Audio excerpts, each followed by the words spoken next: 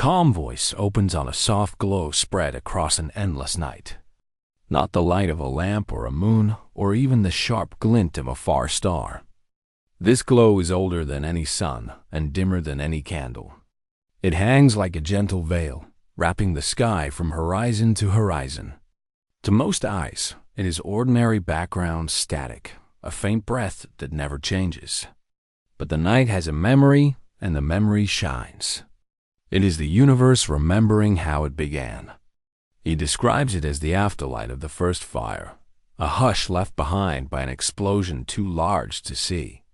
Long ago, space itself rushed outward, hot and bright, like a newborn star magnified beyond measure. That first light has traveled for almost 14 billion years, cooling, stretching, softening. What once blazed like white heat now drifts as a soft, almost sleepy glow.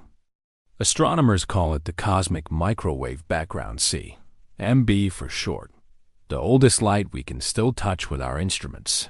A cradle of silence that holds the first echo of everything to come. Listen closely. Imagine the universe as a room that was once full of steam. At first, the steam is thick. You can't see across it. Then it thins and clears. On that day of clearing, when the fog turned into a clear sky, the light slipped free and began to travel. The glow we see today is the last of that light, a postcard stamped by the early universe, sent to every point in space, including here, where you are lying now, breathing slowly, drifting toward dream. And if you're listening as you drift toward sleep, that's why these stories exist. Subscribe, and share where you are and what time it is. Tell me, Karachi in the hush of 2 a.m. Boston at dusk, Nairobi under a velvet sky. I read them notes of starlight across the earth and weave them into the next journey we take together. The narrator's tone is slow, a tide coming in. He reminds us that the CMB is not a glow you can see with eyes alone. It sits beyond the red of red, and light stretched so wide it feels like warmth more than color. Detecting it means turning a telescope into a careful ear, tuned to a whisper just above silence. In the mid-20th century, 2 engineers, using a horn-shaped radio antenna, heard this whisper, the same from every direction, no matter where they pointed. At first, they blamed it on their equipment, even on pigeons nesting inside the antenna. They cleaned and adjusted. The glow remained. What they stumbled upon had, in truth, been predicted. If the universe began hot and dense, it should still carry the leftover warmth as a uniform background signal.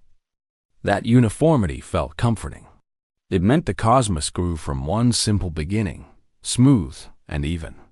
Babies like smooth. Growth likes calm. Galaxies needed time and gravity to gather. But a perfectly smooth universe cannot form stars. There must be tiny ripples, small differences, to seed the future places a little denser, a little warmer, a little cooler nudges that would one day become nebulae, comets and worlds where someone could look up and wonder. So scientists built better spectrographs and sharper detectors. They sent telescopes above the atmosphere, riding the trajectory of Earth's orbit to listen without the noise below. As the data came in first in smudges, then in detailed maps, something remarkable appeared. The glow was not perfectly smooth. It wore a faint pattern, a delicate grain, like brushstrokes hidden under a wash of paint. The differences were tiny, a few parts in 100,000, rippling across the sky like a frozen sea. These were the seeds of structure, the first fingerprint of gravity at work. Imagine laying your hand on a warm wall at night and feeling uneven warmth, the places where the day's sun lingered a touch longer. The CMB is like that. Scientists measure its temperature in degrees above absolute zero, a place where heat nearly dies. The glow is about 7 degrees above that final cold, barely warmer than nothing. But to make those temperature maps, they measured differences of microkelvin millionths of a degree. like hearing a whisper through a waterfall and picking out syllables. Each tiny change tells a story: how fast space expanded, how much matter seen and unseen drifted through it, and how light and electrons danced before they parted. The narrator describes the pattern as both fragile and timeless. Fragile, because its details are small and could so easily have been lost. Timeless, because the pattern spans the whole sky, bigger than any map and older than any library. It turns the universe into a message board, a place where the early cosmos traced careful lines and left them there for us to find much later. There is a word some astronomers use: anisotropy. It simply means not the same in every direction. The CMB's anisotropies are the marks we see, those few bright and dim spots, the texture of ancient light. But the narrator chooses softer language. He calls it a careful brushstroke, a sign that chaos was never the whole story. There was order woven into the cloth, an early rhythm that guided the dance of matter, telling it where to gather and when to slow. He lets the camera of words drift over Earth, radio dishes in quiet deserts, satellites turning like patient swans, operators checking the spectrograph readouts at midnight, the green numbers blinking in rooms where even whispers feel too loud. Each instrument becomes a kind of dream catcher, holding pieces of the sky's memory. The data, once tangled, settle into maps, ovals colored by tiny temperature changes, red and blue islands against a yellow sea. Children could look at these maps and see the face of a newborn universe, flushed and cooling, already filled with promise. But there is a hint of something else, something people call the anomaly, the hidden, the forbiddance. It is the quiet suggestion that the pattern may not be random after all, that it might lean, however slightly, toward a direction, a line, a whisper of a message. Some call it the cosmic axis, others the cold spot, and still others simply a mystery. The narrator does not press. He does not chase a headline or claim an answer.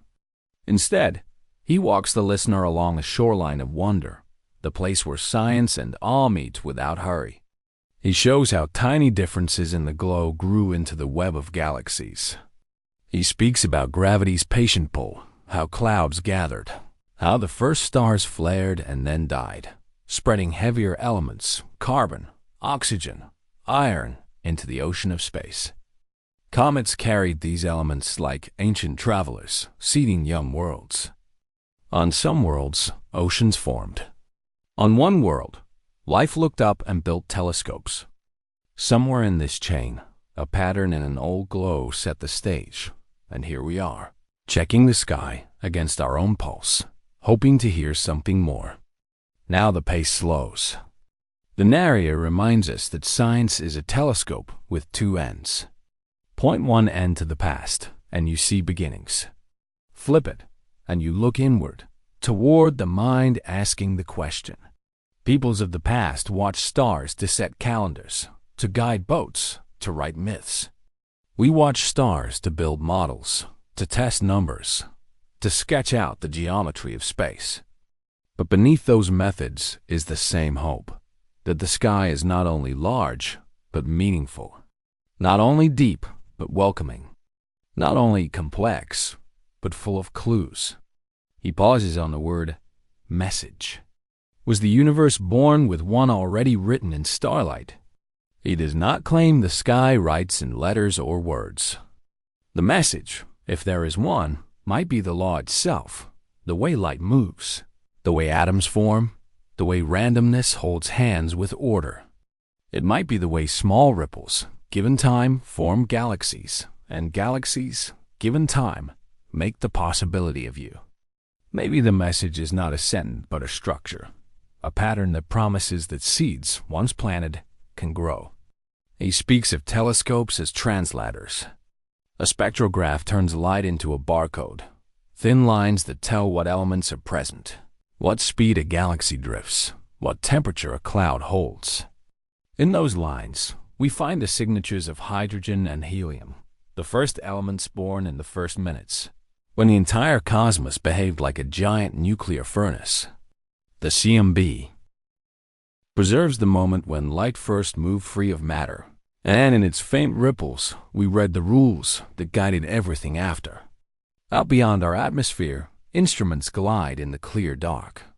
They trace a trajectory around Earth, then around the Sun. Their detectors cooled until even a whisper of heat would be too much. They study the glow again and again with finer precision, seeking to confirm or deny the anomalies that whisper of an unexplained tilt or a cold circle too large to be chance. Each new map calms some questions and awakens others. This is how science moves, not as a straight line but as a spiral, circling closer to an answer that always opens into a wider field. He invites you to picture the night as a great dome. On that dome, a pattern is painted so faint that you would miss it if you blinked. Yet the pattern does not fade. It waits. It waited through the growth of our species, through the first fire, the first boat, the first observatory. It will keep waiting after our own lights dim. The glow is patient because time is its fabric. It can't afford to whisper. As his voice softens, he brings us back to the ground. A cold night. Frost on a field. Somewhere, a small observatory opens its roof. The telescope turns with a motor's slow hum, like steady breathing. Inside, a spectrograph slit collects light older than any mountain. The observers pour tea, whisper numbers, pause to listen for the wind. In their quiet, the universe's first lullaby plays again, a song in a key almost below hearing. He does not promise revelation. He offers attention. He offers the kind of seeing where patience is the main lens. The glow is the earliest memory of heat, now cooled to kindness, a blanket thrown over the cosmic crib. It held the infant universe while it learned to be transparent, while light learned to roam. That blanket now covers us too, not with warmth, but with the comfort of continuity. We are wrapped in the same light that wrapped the first atoms. Near the end, he leans toward the secret hinted at the start, not chaos, but a careful brush stroke across the sky. If the brush stroke is real, it asks a hard question: who or what guided the hand? Perhaps no hand at all, only the natural drift of a universe with rules that produce elegance when left alone. Or perhaps there is a deeper symmetry, a hidden axis, a rhythm like a heartbeat in a newborn chest. The glow does not argue. It only shines. And so the camera of the mind pulls back. Galaxies turn like slow lanterns. The Milky Way's stars fold into a river of light. The soft glow remains, spread across the endless night, ordinary to anyone who rushes past, forbidden to no one who stops and listens. The narrator's voice becomes a whisper, certain and gentle. The sky keeps its memory well. Somewhere within that memory, a pattern waits, not loud, not proud, but present, like a note left on a windowsill, faint with age yet clear in meaning. The silence deepened, yet hidden in that silence was something waiting to be understood. The camera drifts through a soft glow that fills all space. It is not starlight. It is older than starlight. Across the screen, a faint haze appears, smooth at first glance, like fog over a quiet lake before dawn. Then the lens moves closer, and the haze breaks into tiny ripples, cool and warm patches, lighter and darker, stitched together like a quilt. This is the cosmic microwave background, the oldest light we can see.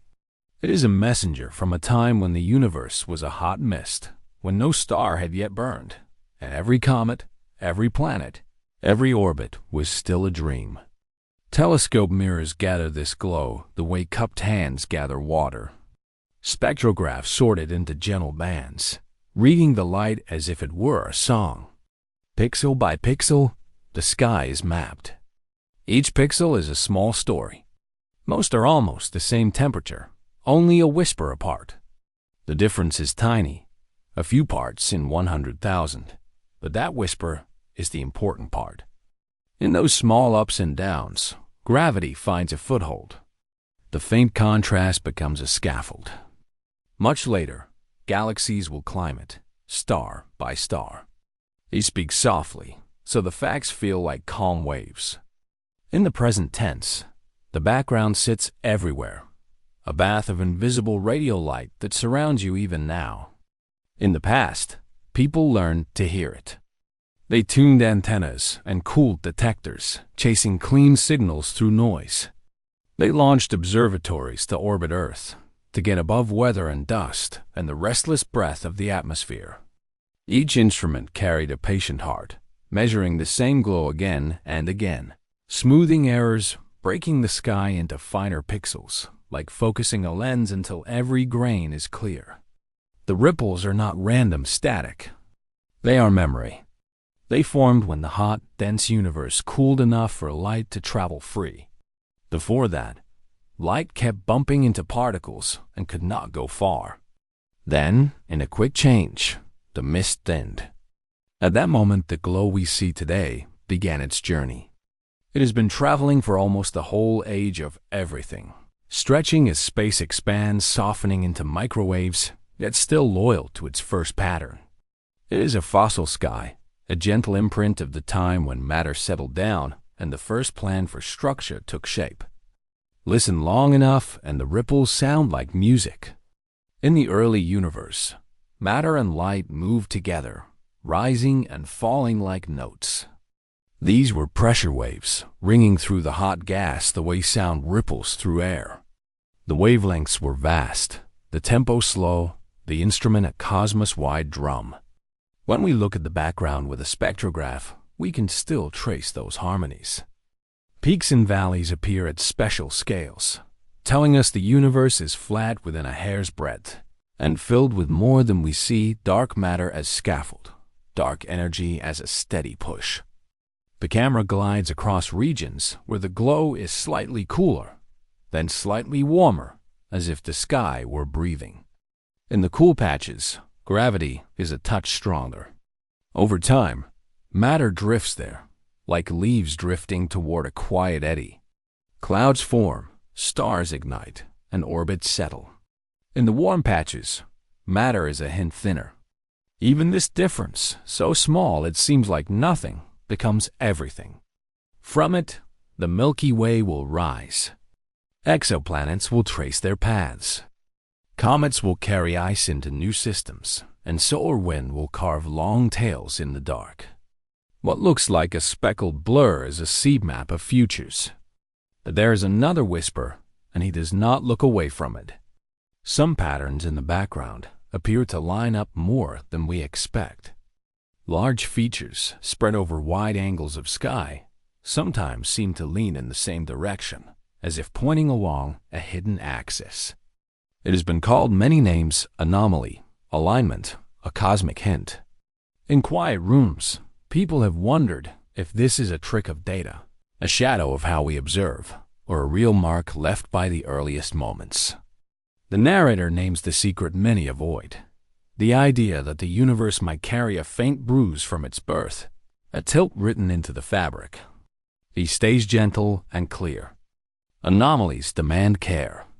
When we measure something as dim as the microwave glow, even a small misstep dust in our galaxy, a tiny bias in the instrument, a way our eyes prefer patterns, can create shapes that are not truly there. Over years, teams test and retest.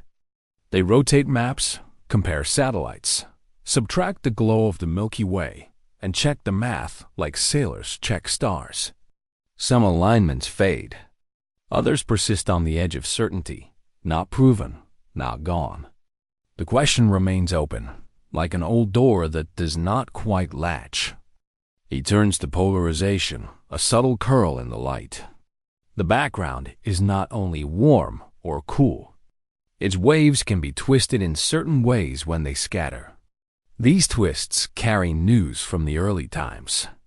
Some are simple swirls we expect from matter's motions. Others, rarer, quieter, could be signs of ripples in space itself, ancient gravitational waves brushing through the newborn universe.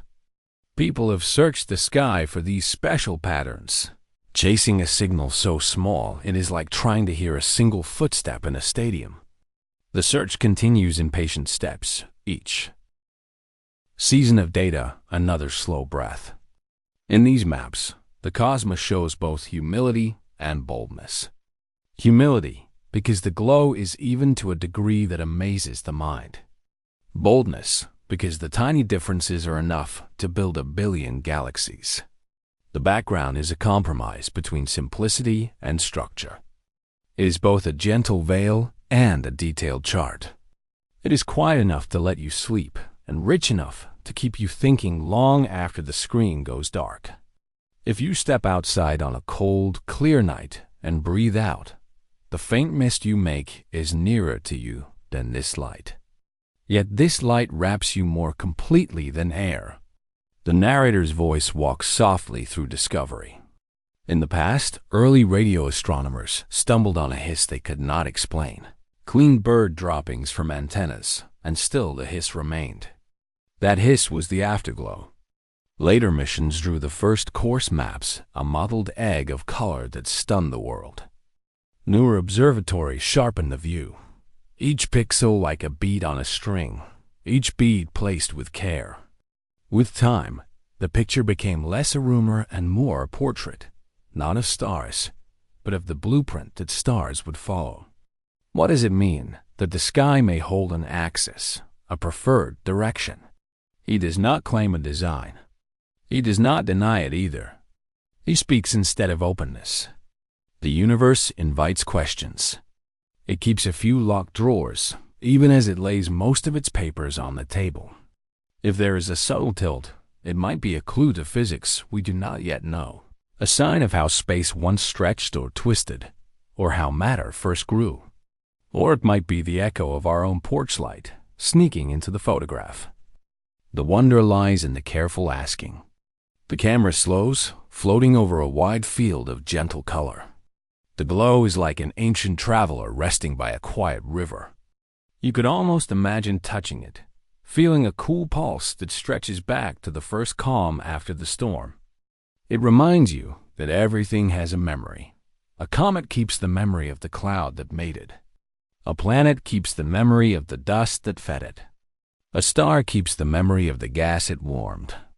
The universe keeps the memory of its first light and shares it with anyone who learns how to listen. He takes a breath and lets the picture speak. The background is a cradle of silence, but not empty silence. It is silence filled with promise. In those pixel scales, fate and chance meet. Gravity, patient as stone. Light, faithful as tide. Time, wide as the horizon. From this simple start, complexity rises, like frost patterns growing across a window, first faint, then branching, then shining in the morning sun. The map does not tell you where every galaxy will be. It tells you what is possible. It opens a door and waits. There's talk, quiet and careful, of a force in the early moments, an engine that could smooth a universe in an instant and stretch tiny quantum seeds across the sky. The background holds hints of such a push in its evenness and in its fine-grained song. If that push happened, its footprint would live here, in the way the glow aligns, in the sizes of the ripples, in the soft tilt of the spectrum. The camera lingers on that thought the way a listener lingers on the last note of a lullaby, letting it fade. And then, with the map still floating before the eye, the film eases into a long, restful breath. The fossil sky remains, a gentle messenger from a young cosmos, inviting wonder without hurry. The pixels dim, not as an ending, but as a kindness to the night. Somewhere inside the hush, a question breathes, small, steady, and patient, as if the fabric itself holds a secret thread. The glow softens into the background of thought, and in that drifting quiet, one could almost sense that another secret was about to reveal itself. The room of the universe expands without sound. It swells like a breath held by nothing for nothing and then released. In this calm there is speed, astonishing, decisive speed. A tiny speck, smaller than any comet's tail, smaller than any dust grain you could imagine, stretches in an instant beyond the size of galaxy clusters. Space itself grows, like a gentle veil pulled smooth across a table. Wrinkles flatten. Curves relax. Distances open. The cosmic stage is set with a quiet hand. This is inflation. It does not fling pieces outward as a blast would. It does not throw planets into orbit or rip nebulae into ribbons. It takes the fabric of space and multiplies it. What was near is now far. What was curved is now even. An ancient traveler would feel no wind. There would be no shock wave. Yet after this moment, everything that follows, every exoplanet that finds a sun, every comet that loops and leaves a pale sketch of ice, each galaxy that turns like a slow wheel owes its place to that soft, hyper-fast swelling. In the present tense of the cosmos, inflation still rules the backdrop. The early universe starts as a near-uniform glow, its temperature almost the same in all directions. That sameness is not an accident. When space expands so quickly, any small wrinkle is ironed out, any edge smoothed. Trajectories that might have tangled now slide in parallel, like starlight crossing a calm sea. Yet the uniform glow is not perfect. It carries faint freckles, tiny changes in density, like a whisperer in a sleeping room. Those whispers are seed notes. Over time, gravity will sing them louder. A faint echo becomes shape. Shape becomes structure. Structure becomes the grand web galaxies strung like dew upon invisible threads. You can picture it. Dust drifting through a wide, dark hall, moving not because of a draft, but because the hall itself lengthens between each mote. The dust does not choose. The room chooses. And the room grows. For those who study the sky, the evidence arrives as a signal that is both humble and majestic, a soft microwave glow, older than any star, spread across the whole sky. Astronomers listen with great dishes and cooled receivers.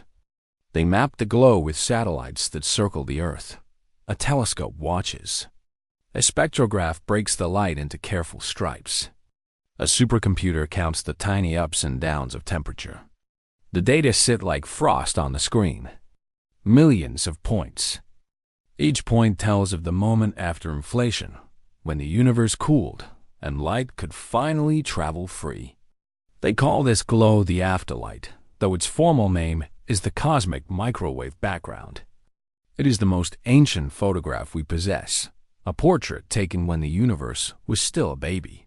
In that picture, the almost flat face of space looks smooth but not blank. The freckles, the tiny noise, are the imprints of quantum jitters, stretched to cosmic size by inflation. From such small jitters comes the scaffolding of everything. Galaxies do not just appear. They lean into these patterns, sliding toward density like snow sliding into a valley. The blueprint, if it exists, is not a drawing with lines and labels. It is a set of initial conditions, imprinted in a hush, that guides the later dance. Yet even in this calm, questions drift like slow clouds. What lit the fuse? Why did the expansion begin at all? No telescope has a window that far. We stand on the shore, and the ocean beyond is fog. Some suggest a special field, a gentle energy that pushes space to grow. They name it the inflaton, a placeholder as much as a hope. Others look for fingerprints of a young universe rattling with waves of gravity, a faint polarization in the afterlight's pattern.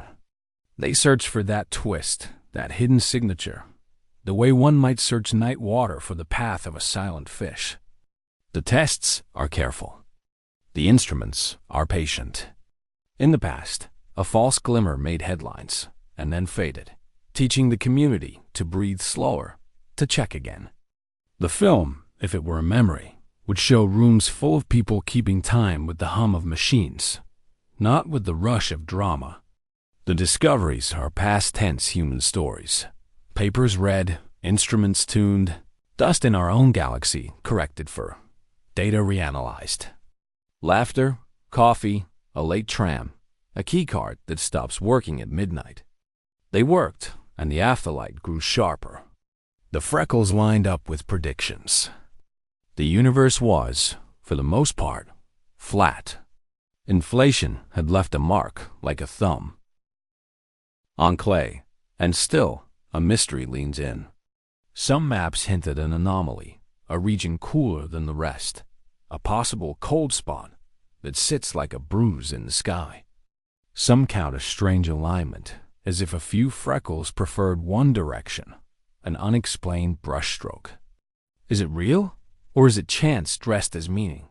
The sky, like any large canvas, can trick the mind into seeing a harbinger where there is none. But the thought hangs there. What if the blueprint is more than random noise stretched large? Imagine that brush stroke across the sky refusing to smear. You look up from a quiet street at night. A light wind moves leaves. Far above, the microwave glow is invisible to your eyes, yet it wraps you, a gentle blanket older than memory. Imagine if, woven into that blanket, is a pattern neutral, but decisive, that nudged the later world towards certain outcomes. If that is true, what else did the blueprint choose? Did it choose the direction of time?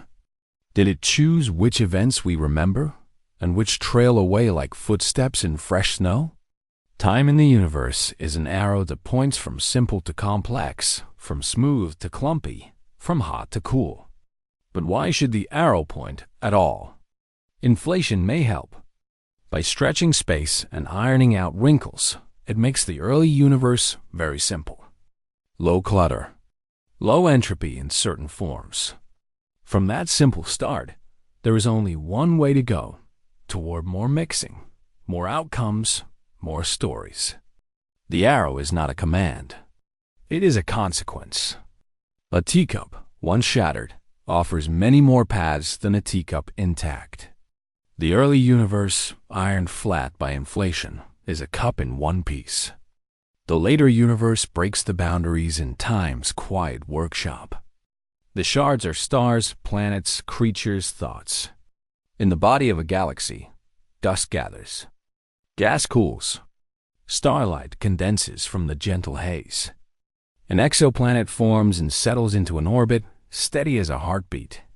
On one such world, a telescope turns in the night.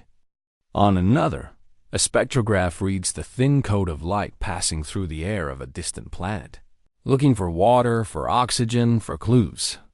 Each act, each measurement, each whisper of data is part of the unfolding implied long ago.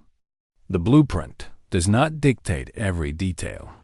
It sketches the first slopes, the first valleys, the first hints of where things prefer to roll. There is awe in this, and also hope. If the universe began with a simple, clean start, then complexity, like life, is not a mistake. It is a common outcome, a slow rise of pattern from a quiet seed. Even so, the seed itself is a question. The film does not answer it. It moves the camera closer to the mystery and lets the viewer rest there, warm in the thought that not everything must be solved to be beautiful. Listen to the cosmic whisper. Inflation's silence is not empty. It is full of choice without chooser. It set trajectories with uncanny poise, not only for galaxies, but for the very texture of what can happen. Imagine a grain of dust released in a room that doubles its size again and again. The dust does not move on its own. The space carries it. In that same way, the early ripples in density rode the growing space. When the growth slowed and then stopped, gravity took over, pulling on the tiny differences inflation had left behind, like a sculptor's hands pressing into soft clay. Shapes appeared. Clusters aligned. Filaments threaded the darkness. And then the stopping. This may be the gentlest question of all. Why did the superfast growth end? Theories offer graceful exits, like a field rolling down a hill and settling in a valley. The energy that pushed space to grow winds down, and normal expansion begins, slower, familiar. But the exact curve of that hill, the height of the valley, the way the field relaxes, these details sit behind frosted glass. The future will look through clearer panes. For now, we trace edges and learn to be patient with fog. If you step outside and tip your head back, you join a long line of watchers. People once read the heavens like a calendar and a map. Now they read in deeper codes polarization angles, temperature spectra, correlation functions that compare spot to spot like rhythmic beats. The language is modern, but the feeling is old. It is wonder at a quiet power that moves without sound, at a plan that may not be a plan but still leaves a tender outline on everything it touches. The chapter breathes slower now. The camera drifts across a night desert, then up into a field of galaxies, each one a lantern lit by many suns. A comet grazes the frame, an ancient traveler with a tail of pale fire, then glides away toward black. The music softens to a low hum. For a moment, the idea of a forbidden pattern lingers, the brushstroke that refuses to smear, the odd alignment, the cold bruise. Perhaps it is nothing. Perhaps it is a messenger that no one has yet learned to read. The universe allows for both and keeps walking.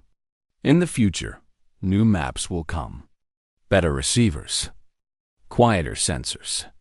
Teens awake under starlight and fluorescent light, tracing the sky again to see whether the blueprint carries a hidden slant, whether the early silence hummed with more than we guessed.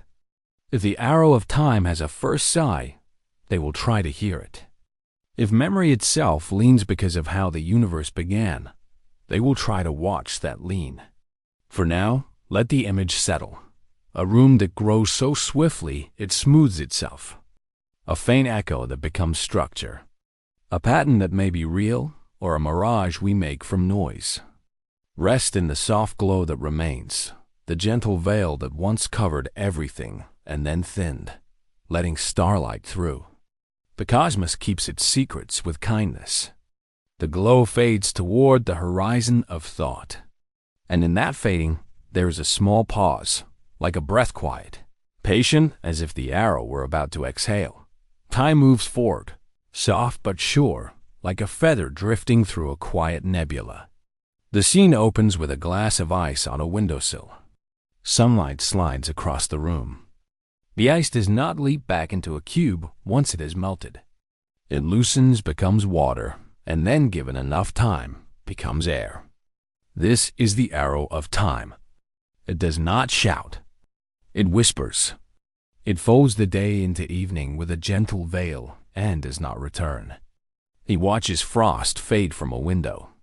She remembers a comet's tail shining, then thinning as the comet arcs away. They both feel the same law at work. Things spread out. Patterns relax. Order becomes a drifting shadow. In the language of physics, this is entropy. In the language of the heart, it is change we cannot undo. Tea cools. Rooms grow dusty. The print of your hand vanishes from a fogged mirror. The universe keeps going, and the arrow keeps its quiet trajectory. Starlight tells this story too. A star burns by fusing light elements into heavier ones, releasing energy, letting photons scatter outward through layers of gas. Those photons travel for ages. They cross dark space and touch a telescope mirror with the softest tap. A spectrograph breaks the light into bands and lines, thin as hair, telling what the star is made of, how fast it moves, and how old it may be.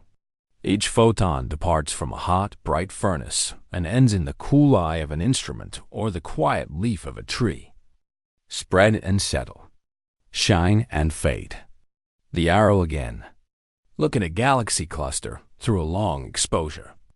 Little smudges of light circle a richer core, like fireflies gathered over a summer pond. Gravity pulls, patient and tireless. It draws matter together, makes orbits and spirals, and we might think for a moment that gravity is writing its own kind of order. But even that order carries the mark of time's arrow. Energy spreads as heat. Stars burn out. The glow dims with age. What gathers will someday quiet. Even the clumping of galaxies is part of a larger loosening, a grand dispersal written across the sky. So here's the puzzle, a soft but stubborn anomaly in the cosmic whisper. If everything tends to spread, why did the universe begin so tidy? The early cosmos, moments after the first light, was not a jumble of chaos. It was smooth, almost impossibly smooth, like a silk sheet pulled tight across a bed of stars, not yet born. In technical words, the young universe had very low entropy in its gravity. Space was nearly uniform, with tiny ripples that later grew into galaxies. The question arrives like a messenger. Why start in such a carefully arranged state? He leans back in a chair beneath a planetarium dome. She lies awake beside a window where Orion climbs the winter sky. They listen. The narrator's voice is a gentle piano note, carrying theory into feeling. There is awe here, and also a lonely beauty. Imagine the newborn universe, a glowing fog expanding, cooling, humming with potential.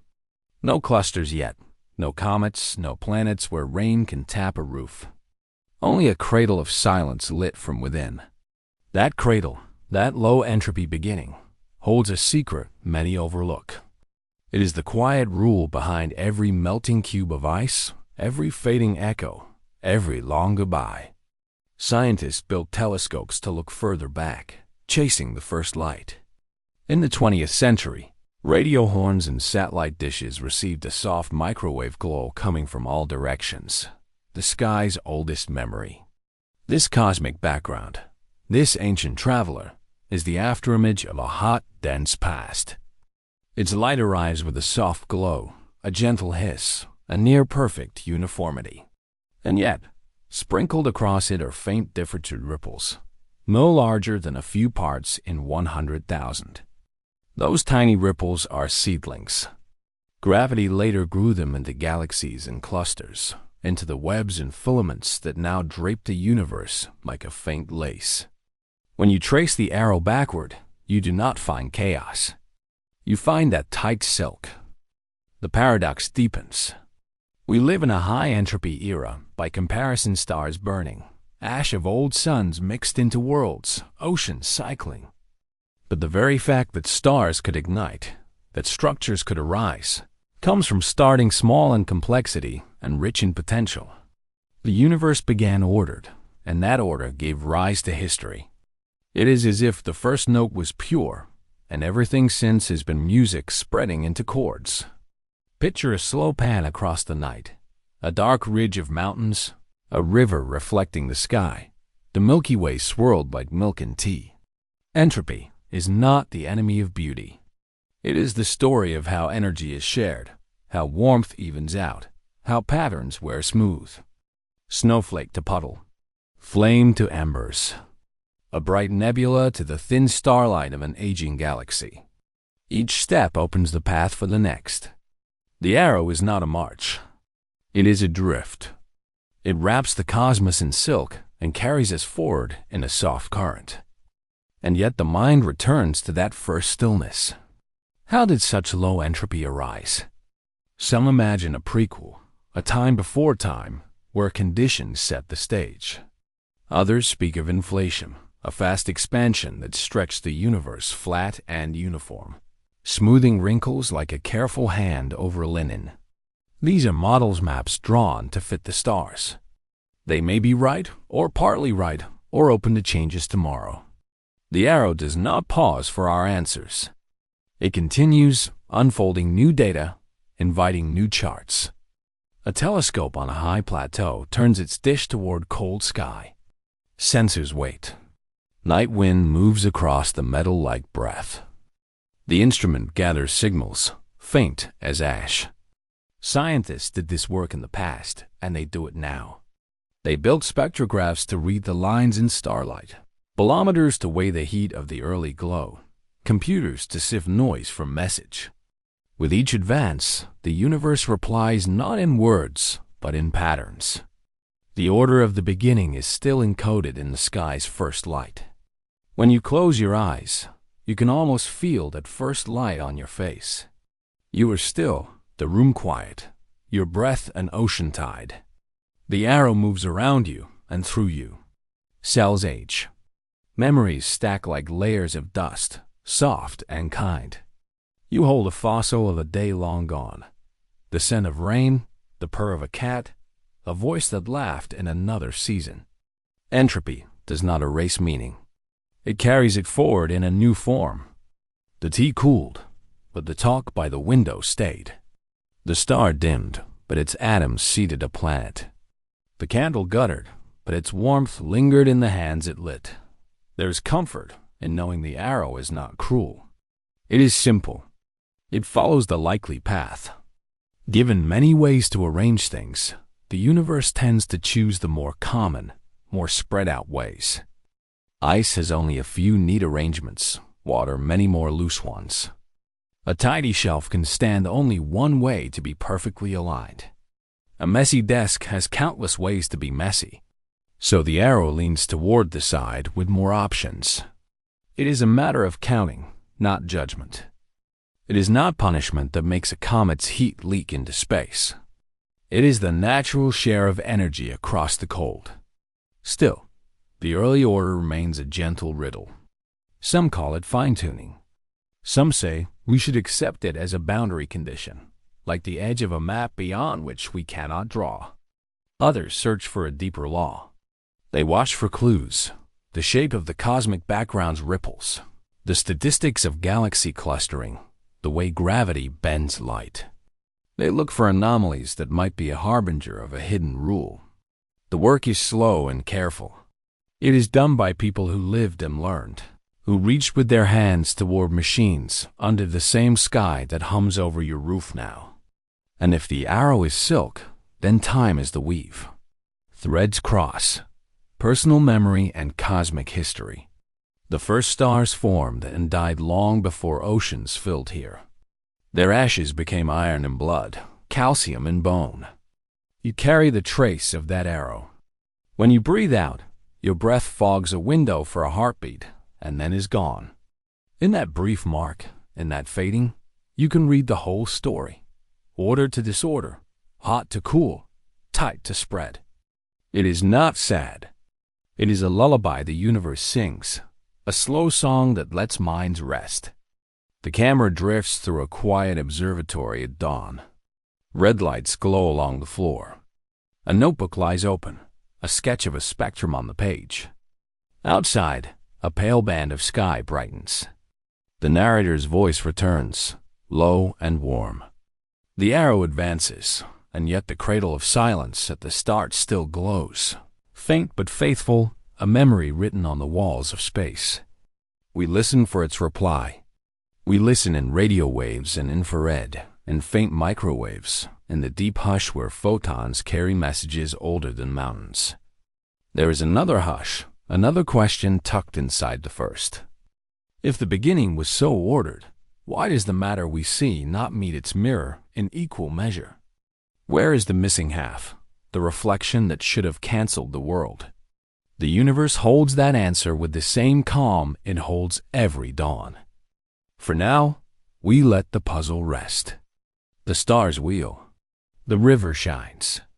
The arrow wrapped in silk moves on, and in the drifting quiet, one could almost sense that another secret was about to reveal itself in the first bright seconds. The universe is a crowded dance floor. Particles and their twins spin together, meet, and vanish in flashes of light. For every step forward, there is a mirrored step back, a partner who looks the same but is reversed like a hand held to a quiet pond. Matter and antimatter rise, whirl, and by the rules should cancel. The floor should clear. The music should end. And yet, it does not. When the glow cools and the noise fades, a tiny remainder stays behind, small as a whisper, stubborn as a seed. That slim excess becomes everything you know. The planet beneath your feet, the iron in your blood, the meteor scarring an ancient crater, the comet that draws a pale tail through morning air. The missing half is not only gone, it is outnumbered, pushed to the edges, turned into light long ago. What remains is the little imbalance that built every stone, every tree, every thought. Scientists give this gentle tilt a name: baryogenesis. It sounds heavy, but the heart of it is simple. Long ago, something in the rules leaned just a little toward matter. Imagine a coin that should be fair, landing heads as often as tails. Now imagine it lands heads once more than it should in a billion flips. You would almost miss it. Yet in the early universe, that one extra head in the sea of tails made the difference between emptiness and a cosmos with galaxies. How do we know there is no great kingdom of antimatter hiding beyond our view? We look. We sweep the sky with telescopes that split starlight into thin rainbow lines, a spectrograph's careful script. Those lines speak a common language, the fingerprints of hydrogen, helium, and heavier elements. If whole galaxies were made of antimatter, the borders where matter and antimatter touch would crackle with high-energy light, a hard, steady glow. The sky, instead, is quiet in those notes. No great walls of annihilation hum between star cities. Our telescopes find a calm. The universe appears to choose one side. The question then floats like a soft glow on the horizon. What chose the winner? In labs on Earth, people have tried to listen for that choice. Decades ago, in rooms lined with iron magnets and cables like bright vines, researchers sent beams of particles into detectors and watched for small misbehaviors. They saw something odd in particles called kaons, and later in cousins known as B-mesons. These particles and their antiparticles do not decay the same way. The split is tiny, but it is real. The symmetry between matter and antimatter is not perfect. The mirror has a faint warp. They called it CP violation, those letters standing for charge and parity, the flip between particle and antiparticle, left and right. It was a clue, not a final answer. The amount of warp we have measured so far, gentle as it is, does not seem large enough to explain the whole tilt that saved matter in the first seconds. But it tells us the rules can bend. The coin is not perfectly fair. Somewhere in the early heat, perhaps the bend grew stronger, or new particles we have not met yet played their hand and then left the stage. In another line of work, physicists look for a silent telltale, an electric dipole moment inside a particle that should be perfectly balanced. Think of a tiny barbell of charge hiding within the neutron, one end a little more positive, the other a little more negative. If found, it would mean the rules are not only left-right tilted, but also tilted in time's reflection. They cooled devices to near absolute zero, shielded them from stray fields, and listened for a twist. So far, only silence, but even silence can guide. It narrows the map and marks where the path is not. Across oceans, huge detectors watch beams of ghostly neutrinos slip through the Earth. These particles rarely touch anything. You could hold out your hand, and a flood would pass through as if you were made of fog. Yet they change shape as they travel, trading identities in a slow dance called oscillation. If neutrinos and antineutrinos switch partners at different rates, that too would be a tilt. The hints rise and fall with time, like a faint tone just at the edge of hearing. If the tilt is there, it could be another part of the whisper that made the universe favor matter. All of this science, even in its detail, rests on a picture that fits in the mind. In the opening moments, the cosmos is hot enough to write and rewrite itself. Particles appear in pairs and disappear the same way. For the balance to break, three simple things must happen. A rule that lets the number of matter particles change. A small cheat between matter and antimatter so one path is favored. And a world that is not perfectly steady, so there is a chance for the cheat to take hold. Heat cools. The music slips off beat. The coin leans. The flips freeze. The extra head survives. It is easy to state, harder to trace back through the noise of the first heartbeat. When we look farther, We use not only telescopes but also the afterglow of the Big Bang itself, the cosmic microwave background spread across the sky like a soft quilt of temperature. In that light, the ratio of matter to light is carved with care. For roughly every billion pairs that met and vanished, one extra matter particle remained. It sounds like almost nothing. It is everything. You, listening now, are made from victories that small. Sometimes the search has the mood of midnight. Long hauls, quiet hums. Distant mountains holding detectors under deep rock, safe from cosmic rays. In that cradle of silence, a single flash in a tank of pure liquid can be a messenger. A photon streak, a drifting shadow on a screen, a small bump in a graph. The language is subtle. Teams check and recheck. Years pass. The discovery, when it comes, is often just a few lines in a notebook. A new slope on a curve, a signal that stands one head taller than noise. Outside the labs, the sky keeps sending lessons. Comets loop in long ellipse as ancient travelers, carrying dust as old as the solar system. Meteors score the air with thin fire. The same laws that favor matter make these visitors possible. Planets gather. Moons hold to orbit. A nebula blooms like a faint flower where new stars form. You can trace every shape, every cloud, back to that early lean toward matter, that anomaly that did not fade. Yet there's humility here. The universe, in its quiet way, keeps parts of the story hidden. We know there was an imbalance. We see its outcome. We do not yet know the full cause. Was the tilt a property of space itself, like a slope so gentle you notice it only after miles? Did it arise from particles that lived for a heartbeat and then vanished? Did neutrinos carry a secret sign? Did the early vacuum pick a side the way a coin lands and is done? Nothing more to say?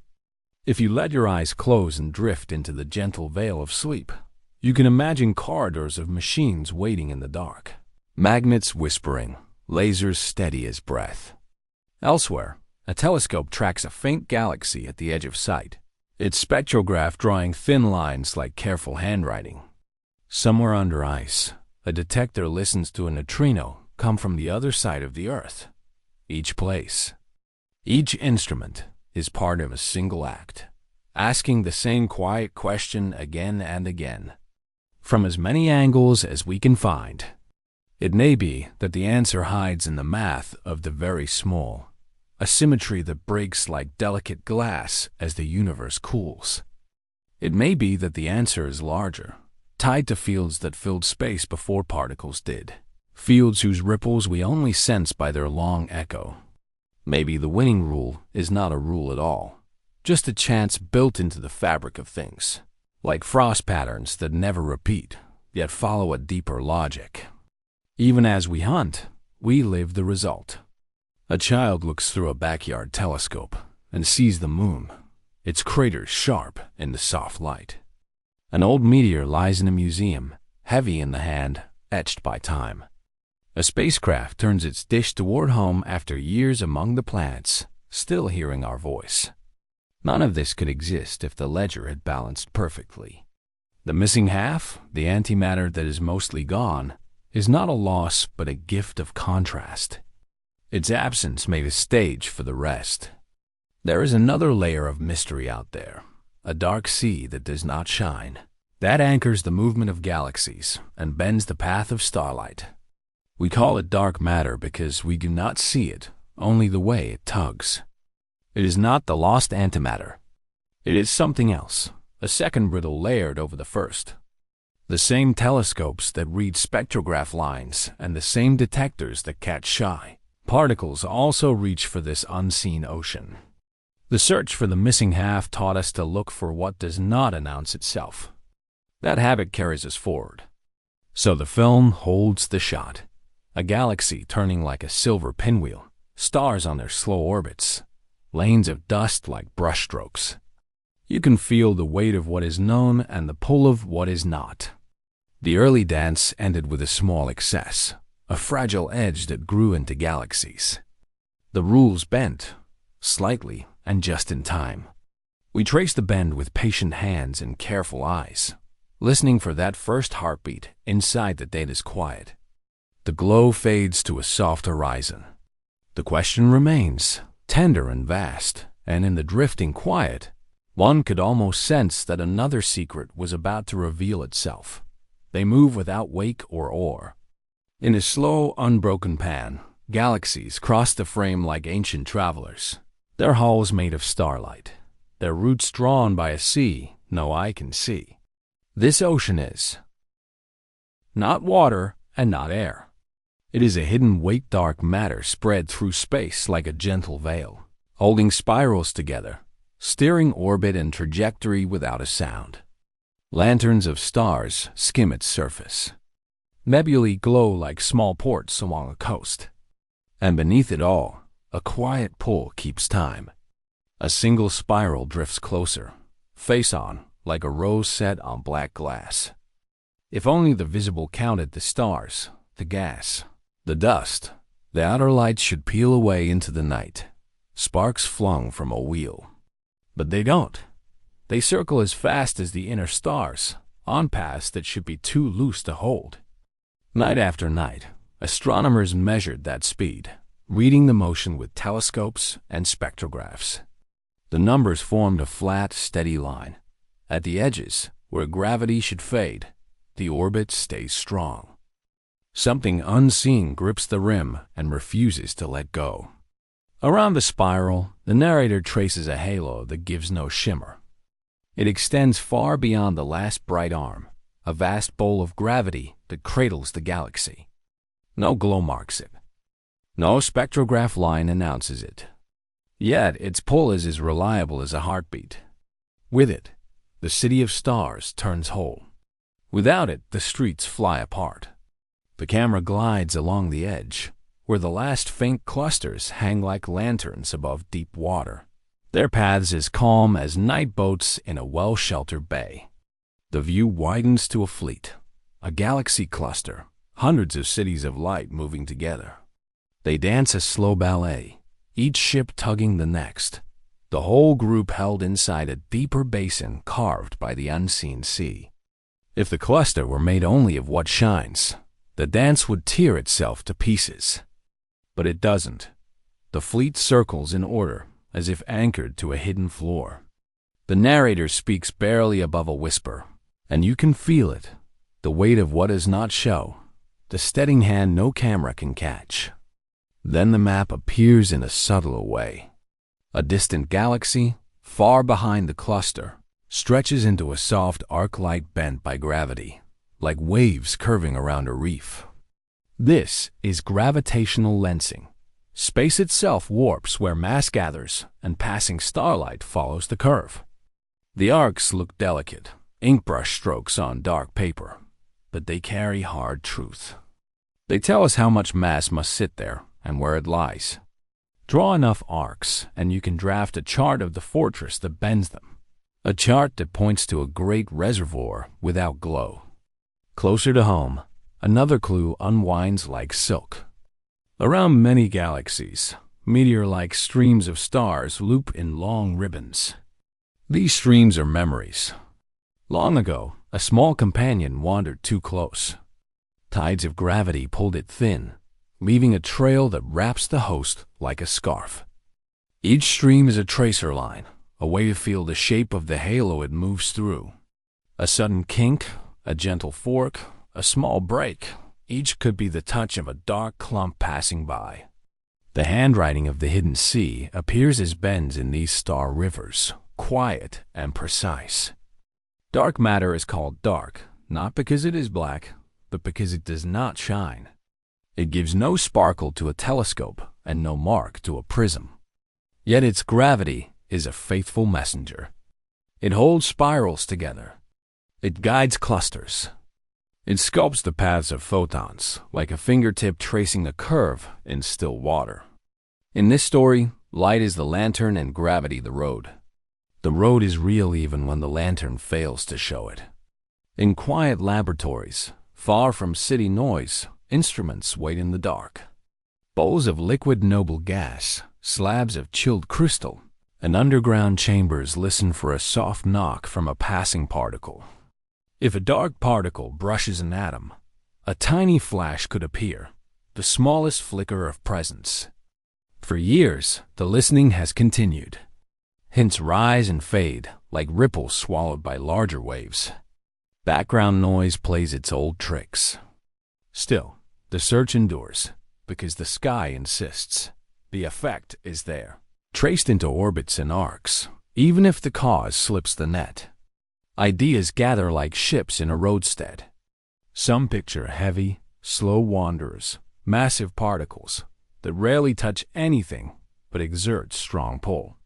Others imagine lighter notes, axions, tiny messengers that might hum into radio tones inside a magnetic field. There are stranger sketches, gentle changes to gravity's rule at great distance, hidden sectors with new forces, or tiny black holes born in the first seconds. Each proposal must match the same chart: the flat rotation curves, the lensing arcs, the motions of clusters, and the subtle bends in stellar streams. Many paths are possible. All must cross the same landmarks. History moves quietly through this tale. Early images of lensing were fuzzy, breath on cold glass. With better telescopes, the lines sharpened into arcs and near rings. From those curves, astronomers built mass maps, not pictures of dark matter itself, but of where mass must be for the light to bend just so. The maps resemble weather charts of an invisible storm. Strong centers, gentle ridges, quiet bays. Where the contours thicken, the sea is deep. Where they thin, it grows shallow. No camera sees the water, yet every ship knows it. Sometimes two great spirals cross paths. Their gas clouds collide and heat, lighting up like sparks. Their stars, tiny points separated by great emptiness, pass by without touching. And their halos, vast, quiet halls, slide through one another with little friction, noticing each other mainly by pull, not by push.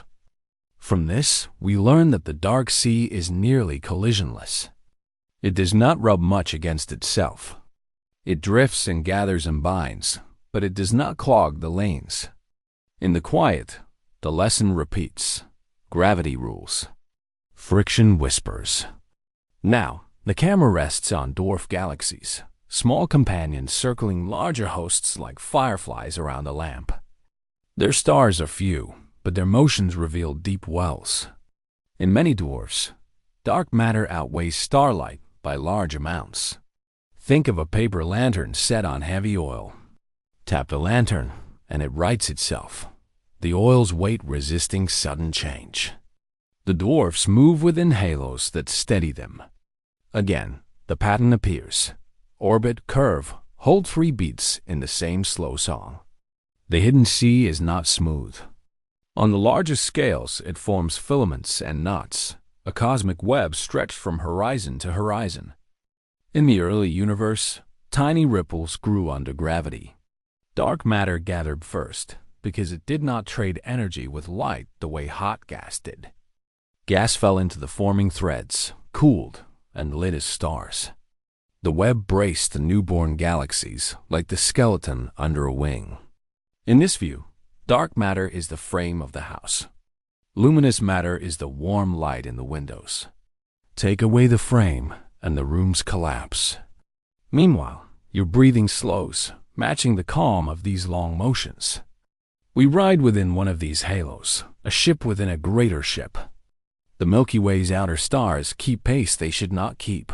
Its thin streams arc and fold, and its satellite dwarfs circle like small boats tied to an invisible pier. You do not feel the halo on your skin, but you live inside its harbor.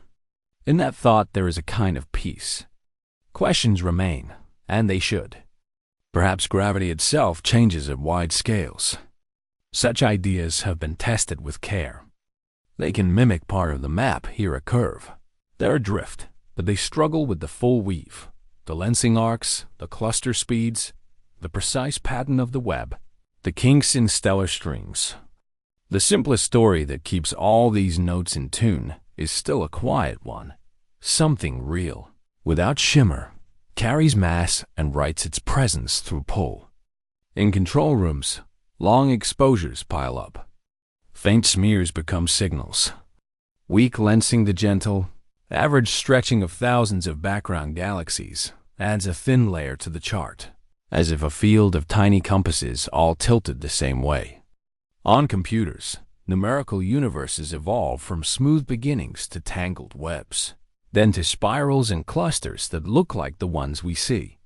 When the simulation includes a dark sea, the pictures and the sky rhyme.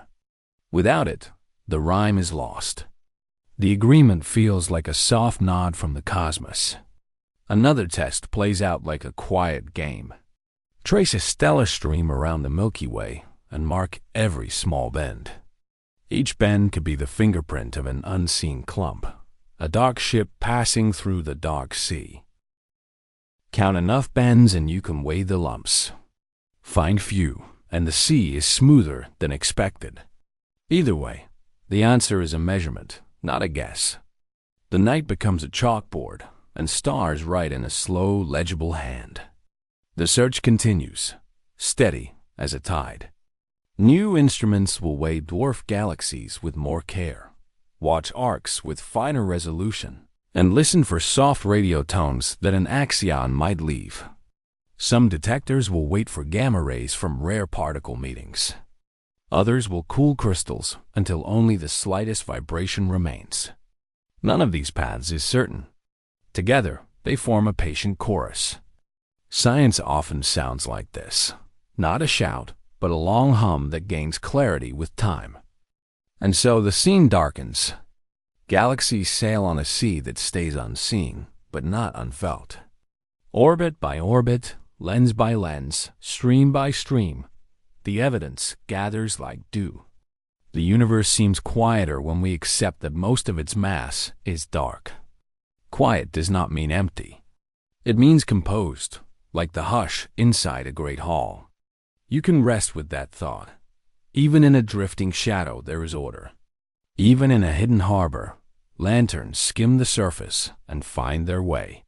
At last the camera lingers on a patch of faint light. The narrator's voice lowers to a hush.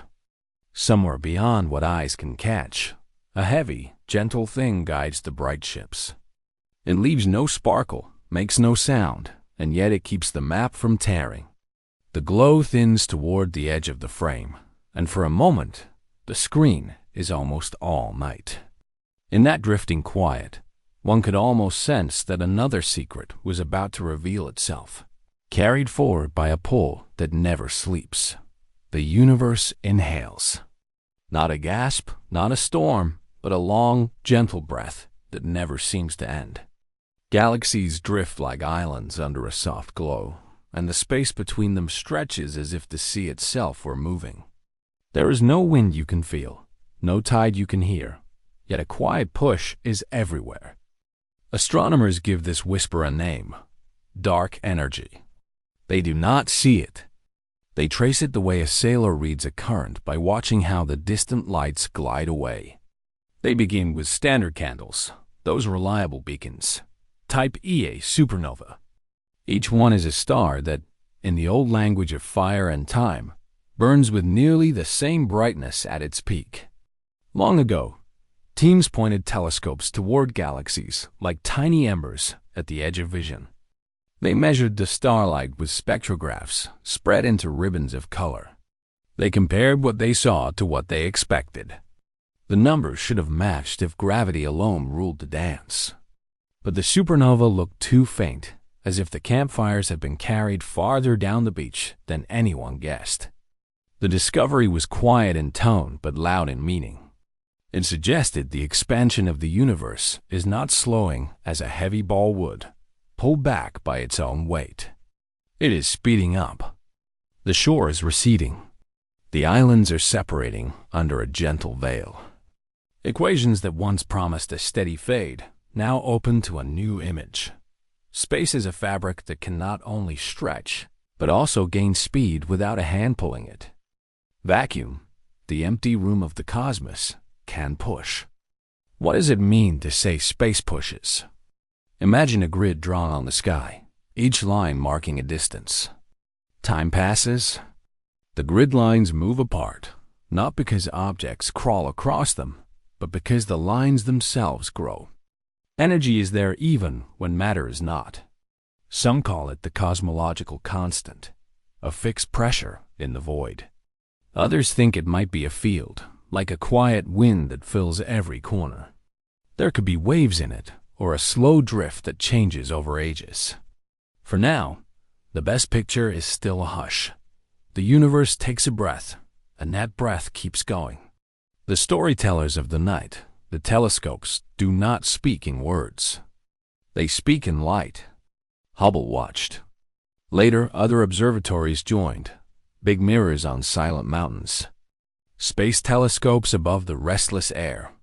They measured galaxy clusters, counted how many formed, and tracked their size across time like rings in a cosmic tree. They traced the patterns in the cosmic web, the way galaxies link into filaments and nodes. They listened to the faint hiss of the microwave background. The first light cooled to a soft, ancient glow. Everywhere the conclusion rhymed. Acceleration is real. The islands drift apart, and no shore appears. Behind the numbers sits a feeling that cannot be graphed. Wonder, folded into caution. Scientists know how to test a theory. They also know how to doubt a tidy explanation. Dark energy fits many facts, but the cause is hidden. Some equations say that empty space has energy because of quantum rules. Tiny events that flicker even in the dark. If so, the energy should be enormous, enough to tear reality apart. Yet it is small, very small, like the weight of a feather on a cathedral. The mismatch is a puzzle that refuses to step aside. So the language of this chapter softens into images. Picture a lantern on a quiet shore. You walk backward at a steady pace. If the light fades faster than expected, either the lantern is weaker than you thought, or your steps are speeding up. Astronomers checked the lantern. They studied the supernova, their rise and fall, the chemistry of the stars that made them. The lantern held steady. It was their steps, the expansion itself, that picked up speed. Space became its own wind. There is comfort, in a way, to think of dark energy as simple, just a constant pressure. But the sky is not done speaking. In the earliest light, the cosmic microwave background patterns stretch across the horizon like brushstrokes. Most are random, as they should be in a universe that grew from tiny jitters. But some alignments appear, faint suggestions that certain large features point in similar directions. Some call this anomaly. Others see coincidence, the way stars form pictures only when you draw lines between them. Yet the hints persist, quiet harbingers that ask if the early universe left a message we do not yet read. Imagine those alignments as shadows across the first light. They may be nothing more than the mind's love of pattern, or they may be the echo of something about the shape of the universe, its boundaryless curve, its overall tilt. The question is tender.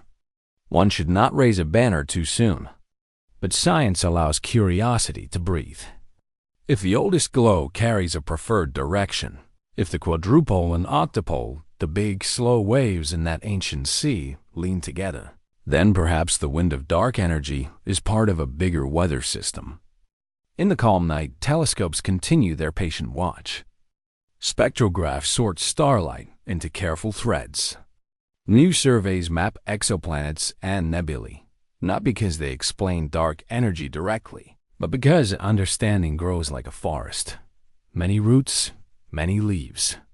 Gravitational lensing, the slight bending of light by mass, traces the invisible shapes of matter. Baryon acoustic oscillations, fossil ripples from an early cosmic drum mark stand as rulers across space. Each measurement is a step along a path through the dunes. Each says, in its own way, that the dunes themselves are stretching. If you are listening as you drift towards sleep, you may feel the gentlest paradox.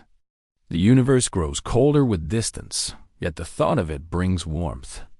The more we learn, the more our questions gain texture. Why is the push so small, yet so steady? Did it begin with the first breath of existence, or did it awaken later, like an ancient traveler stirring from rest? Could there be domains beyond our sight, other shores that curve the pattern of the earliest light, tipping it just enough to look aligned from here? In the past, astronomers chased comets and charted the orbit of planets to test gravity. They saw that apples and moons obey the same law. Today, they chase ghostly forces that shape the largest arcs of time. Their tools are subtler. Deep surveys, patient statistics, sky maps that cover everything. Their work is fragile in the way careful art is fragile. One wrong assumption, one missed source of noise, and the picture blurs. So they test again with new telescopes, new data, new ways to subtract the Earth's whisper from the skies. In the present, the expansion continues. Galaxy by galaxy, cluster by cluster, motion adds to motion. The Milky Way and its neighbors still feel their local gravity small currents in a larger sea. They may collide and merge over billions of years. Yet the broad flow moves outward. The horizon of what we can one day reach, even with perfect ships, shrinks as the wind rises. It is a truth both sober and beautiful. Our island is part of an archipelago that is slowly losing sight of itself. In the future, ideas will sharpen. Perhaps a new particle or field will appear in the mathematics, a gentle field whose energy decays as the universe expands. Perhaps space is not as empty as it seems, and the vacuum has a structure that changes with time, like a tide with a very long period. Perhaps our notions of gravity itself will bend, and what we now call dark energy will become a different story about how the cosmic fabric curves. The speculation is not a race. It is a meadow of possibilities, where careful steps still leave room for wonder. For tonight, let the image hold. A shore with no edge, lanterns receding through a luminous haze, standard candles like campfires that teach distance by their fading. Let the equations rest as silhouettes, their symbols turning into the soft idea that space can be its own wind. The cause stays hidden, a messenger behind a curtain. Yet the message arrives in pieces: supernova, galaxy patterns, and the faint alignments in the first light. Some say coincidence. Some say omen. Between those words lies the patient heart of science. Breathe with the universe's long inhale. Feel how the silence is not empty but full of drift and meaning. Somewhere in that hush, the sky carries a prophecy we can almost read, written in starlight and the spaces between. The glow thins along the horizon. The islands slide farther apart, and in the drifting quiet, one could almost sense that another secret was about to reveal itself. The map turns slowly, like an ancient traveler rolling through a dream. Colors that once flared like comets now ease into a soft glow, a gentle veil across the sky. In the hush, the narrator's voice stays calm and even. This is the oldest light we can see, the afterglow of the Big Bang. It wraps the world like a quiet ocean. It looks random, like frost on a window. Yet in the middle of the frost, some say there is a line, a hush-tilted seam, an axis that shouldn't be. They once called it the axis of evil, a name born more from surprise than certainty. It is only a pattern, a whisper across the cosmic microwave background, the CMB. A few of the largest ripples seem to lean the same way, as if wind once pressed them into shape. In the glow, it's hard to see. In the mind, it is all you can see. Telescopes flew in careful orbits to read this light. Balloons drifting above the clouds. Satellites coasting past dawn. Instruments cooled to a fragile chill so they could hear the faintest hum. Scientists pinned the sky to a sphere and painted it with color. Tiny warm spots, tiny cool spots, a map of baby starlight. They measured. They sorted. They fit the pattern with math. Most of it matched the old story. Gravity pulls, sound waves ring, the universe grows. But the biggest curves, the very largest brushstrokes, seemed to favor a direction. It was as if the sky, so vast, had a shoulder. The narrator does not rush. The map keeps turning. North drifts to the left. South slides like a slow river. You follow with your eyes and feel your breath move in time. The question rises, is this a real feature, etched at the beginning of time, or a trick of how we look? Coordinates matter. We live on a small world that spins. We circle a star. The star browses the Milky Way. The Milky Way glides toward a cluster. Our motion leaves fingerprints. It shifts the colors a little, adds a tilt to our view, brushes the glow like wind over grass. If we do not account for every motion, the map can lean. If we fit the map to Earth's frame too tightly, the map can inherit our bias. The axis might be a mirror of ourselves. So the film pauses. It lets the audience rest in a cradle of silence. On screen, the map fades from full color to pale cream, then to a thin line drawing, then to almost nothing. Only the outline of the largest ripples remains, like faint coasts on an old explorer's chart. The narrator says softly that science moves with care. What looks like a harbinger may turn out to be a shadow. What looks like a messenger may turn out to be an echo. Still, curiosity has its own gravity. The mind returns to the tilt. Suppose it is real, the voice suggests. Suppose the universe was born with a preferred direction, a secret thread tugging at the largest scales. That would change our picture. Not the stars you see tonight, not the orbit of a planet, not the path of a comet through a spectrograph slit. Those are small things compared to the whole. But the deep story would bend. The law we thought was smooth, the space we thought was even, would carry a subtle seam. Another scene, a lab at night. A telescope team rechecks their pipeline. They remove all known foregrounds.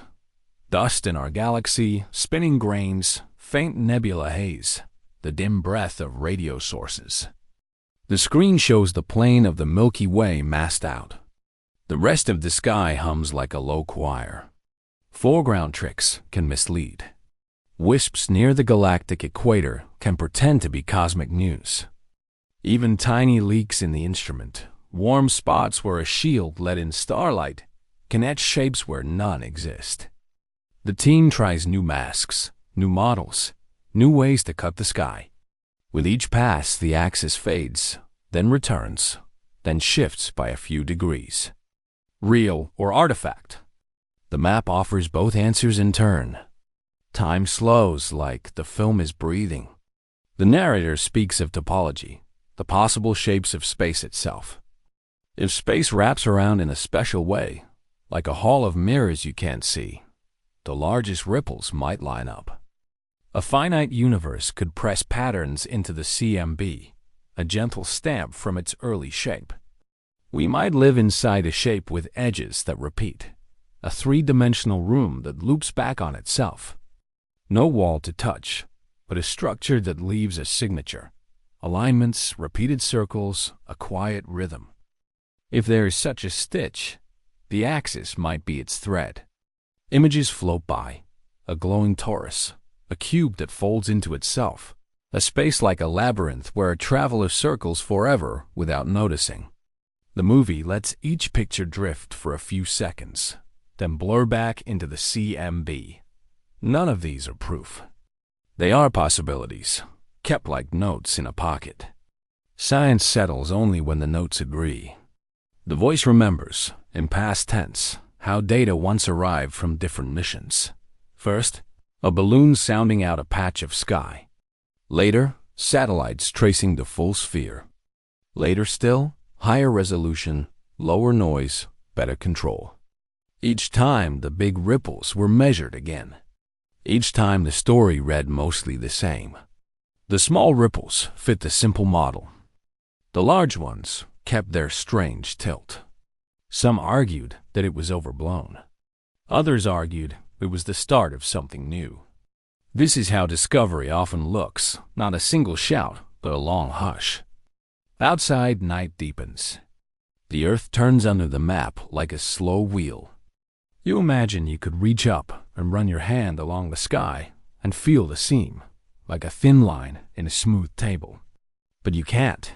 What you feel instead is wonder, a tender, fragile wonder that this glow still remembers the first minute, that it carries a memory older than stars. The narrator sits with that feeling for a long breath. The music thins to a single note. He explains, gently, that patterns can be born out of randomness by chance. Flip a coin 1,000 times and somewhere a small run will appear. Look across a whole sky, and you will find alignments that mean nothing at all. The human mind is a pattern machine. It sees trails where there are none, harbingers where there are only accidents. Wisdom is to weigh both the dream and the doubt and hold them in balance. Another sequence shows the Earth from orbit. Auroras like slow rivers, weather banding the oceans, a comet threading the dark. The camera travels on, past exoplanet maps, past a nebula that curls like a blue petal. The CMB lies beyond them all, a pale background that never blinks. The narrator says that if a hidden reply is truly written there, if the beginning left us a message, it would be simple, and it would be deep. Not a sentence, not a code. A rule, a tilt, a quiet instruction to how everything grows. The film returns to the map. Labels appear in small type: quadrupole, octopole, alignment angle. They hover for a moment and vanish like breath on glass. We do not need their names to feel their weight. The largest ripples act like slow waves crossing. They lean, just a little, as if a tide pushed them before the universe was old enough to notice. The voice admits that we may never be sure. There are limits to what a single sky can say. We only get one universe to measure. We can't run the experiment again. So the scientists try other tests. They compare the CMB to the way galaxies are spread across space. They search for the same tilt in the pattern of clusters, in the pull of gravity on a wide scale, in the faint lensing of light as it crosses the cosmos. If the seam is real, it might echo in those maps too. If not, those maps will be mute, and the axis will fade back into rumor. A quiet patience follows. Results take time. Each new survey is like waiting for a friend to write back. A meteor crosses the screen, small and quick, a bright messenger that says nothing and yet means so much. The music grows warmer. The narrator lowers his voice, as if speaking to someone sitting beside him. You may be watching in a room gone dim. You may be drifting towards sleep. The mind loves a story with a path, with steps, with a clear end. The universe offers something else, a field of possibilities. It gives us questions that act like stars. We navigate by them. A gentle montage, a child in a planetarium looking up. A researcher at dawn sipping coffee by a telescope. A graduate student checking the calibration of a spectrograph. An engineer covering an instrument with gold foil blankets. A team pointing to a plot on a screen and smiling, not because they know, but because they will try again. This is how the map gets better. This is how wonder and caution hold hands. There is one more thought, and the voice sets it down as soft as a feather. If the sky has seams, who stitched them? It could be no one. It could be only physics, blind and powerful, carrying a pattern from a time when the universe was smaller than a seed. Or it could be our own vantage point, our motion, our masks, our fragile ways of seeing. We are part of the picture. Our instruments are part of the picture. To learn the sky, we must learn ourselves. The map stops turning. It rests in a soft frame, colors dim like embers. We do not resolve the question. We do not need to. We have learned how to ask it well, and we have learned how to listen, to silence, to faint lines, to the way large things can lean without falling. Somewhere ahead, First lights switch on in the young universe, and their glow will reshape the night. For now, the camera drifts back. The room is quiet. The ocean of the CMB murmurs in its sleep. The axis, whether rumor or rule, thins to a whisper. The screen fades toward a slow dusk. The narrator lets the final words fall like snow. Patterns bloom, patterns fade, and between them lies a truth we carry forward. The glow lingers at the edge of vision, and as it fades, it leaves a question soft as a tide pulling from the shore that settles over the heart and waits. In that gentle waiting, the silence deepened. Yet hidden in that silence was something waiting to be understood. The universe takes a slow breath, and the dark begins to thin.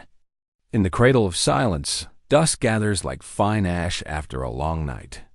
Coal gas drifts through vast nebulae, soft veils stretched across a newborn sky.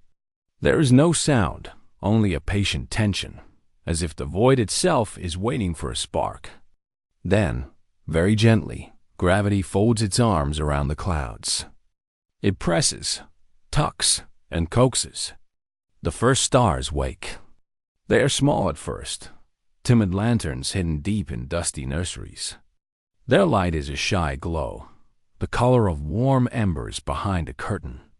A few grow huge and hot, blazing like quick-lived candles. Others settle into steady patterns, breathing out light in slow pulses. Around them, grains shimmer and collide. Filaments of gas feed the fire. If you could drift there, weightless and quiet, you would see shadows ripple as new orbits form, a ballet of particles building towards something that only looks like a dream. The dark between galaxies changes. The first starlight begins to comb through the fog, pulling electrons from atoms in a patient rising tide. This is reionization, not a sudden storm, but a tide that rolls out across the cosmic shore, clearing a path for sight. With every wave, the gentle veil lifts, and the universe learns how to carry light across impossible distances. Starlight finds corridors, escapes its cradles, and spills into open space. The once opaque night becomes a clear sea. Inside those bright pockets, pressure grows. Massive stars burn fast and end in thunder supernova that paint the nebula with heavy elements. Carbon for life, oxygen for breath, iron for blood, silicon for rock. The blasts are brief, but they do the rough work of creation. Shock waves push gas together, seeding new stars, new orbits, new beginnings. Ash becomes soil for worlds to be. In the cool that follows, atoms remember the storm and make promises to the future. Tiny galaxies, small islands of stars, and gas drift like dew along invisible threads. Gravity draws them into streams, and the streams braid into rivers. Each river flows toward a meeting place where a larger ancestor forms. These young galaxies bump and merge, pull and whirl, shaping halos and disks. Their orbits tangle, then settle. The dance is slow, the steps patient, but the pattern is clear. From little sparks, vast structures rise. In this age, telescopes would see only faint smudges. Yet even faint smudges can carry a message. Spectrographs would, one day, spread that light into bands and read the fingerprints of elements, the scars of motion, the hidden heat of dust. Observers in the far future would find that the sky is not random. It is patterned by gravity, punctuated by supernova memory, softened by the glow from dusty cradles. They would learn that the universe is both machine and poem, a system and a song. The first planets do not arrive in silence. They grow in disks that swirl around young suns, in rings filled with colliding pebbles and drifting ice. The air smells if air could smell of hot rock and faint metal. Small worlds build from countless impacts, each one a note in a slow rhythm. Some of these worlds hold thin atmospheres stolen from their birth cloud. Some keep oceans of deep, tar-like organics. Some shatter and try again. The debris fields are their nurseries and their graves. In time, ash turns to habit. Dust becomes rock. Rock becomes planet. Deep inside, heavy elements sink and start a steady beat of heat and motion. Magnetic fields rise and stretch like unseen shields. Comets and asteroids, ancient travelers, carry water, carbon, and clues, cutting quiet paths on long trajectories. Their orbits cross and scatter, like whispers that return after long journeys. Each visitor brings a memory from the age of first light, a tiny archive of the universe when it was young and unsure. Draw a line from those early supernovae to a future exoplanet, and you see the promise of a garden. In the carbon and oxygen they left behind lies the recipe for breath, for rain, for leaf and lung. In the iron they forged lies the strength for a core that can weld a sky to a world. In the silicon lies the scaffolding for rock, the ground for a coast, the cliff where waves might one day learn the word shore. It is not certain. It is not guaranteed. But it is possible, and possibility is a bright lantern. In any night, human feelings have a place here, though no humans watch yet. Loneliness moves through the vast as a drifting shadow, honest, unafraid.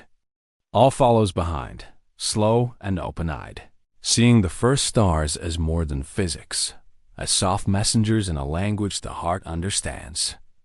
Hope, fragile and steady, survives every explosion.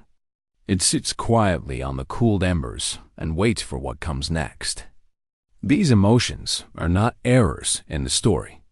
They are the way listeners one day learn to hold the lesson. When people finally build telescopes and lift them above air and weather, they look back into this dawn. They find the soft lanterns faint but real. They measure the reionization tide by the way distant light has been softened, scattered, then set free. They read the spectra of ancient galaxies and trace the fingerprints of those early supernovae. In their notebooks, ink on paper, or code on quiet screens, they record a simple truth. The universe did not wake all at once. It woke in pulses. It woke like breathing. There are anomalies, always. A galaxy too bright, a star too ancient, a cluster where the rhythm feels slightly off. These are the hidden features of a landscape still being mapped. They invite patience. They call for better instruments and gentler questions. In the calm, after each discovery, scientists rest their eyes on the dim halo around a distant object and ask not only what it is, but what it felt like to be born in such a fierce and lonely time. Sometimes the data answers. Sometimes it only hums. And yet the hum is part of the comfort. In a sleep-lit room, a listener can imagine floating through a nebula colored by young suns. Dust motes drift like tiny moons. A comet passes, its tail a pale flag in the darkness. You might imagine reaching out, feeling the slow current of reionization brush past your fingers, a tide made of light. You might imagine listening for the echo of a supernova, distant and low, like thunder that forgot to frighten. As galaxies grow, they knit the cosmic web tighter.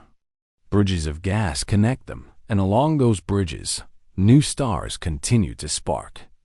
This network does not end at an edge.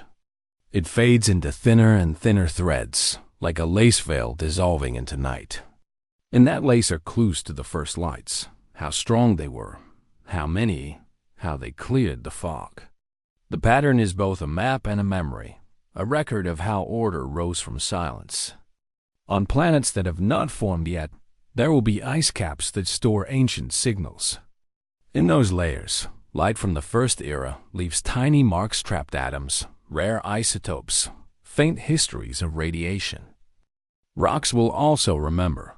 Meteorites that fall through future skies will carry pebble textures from early shocks, melted veins from violent bursts.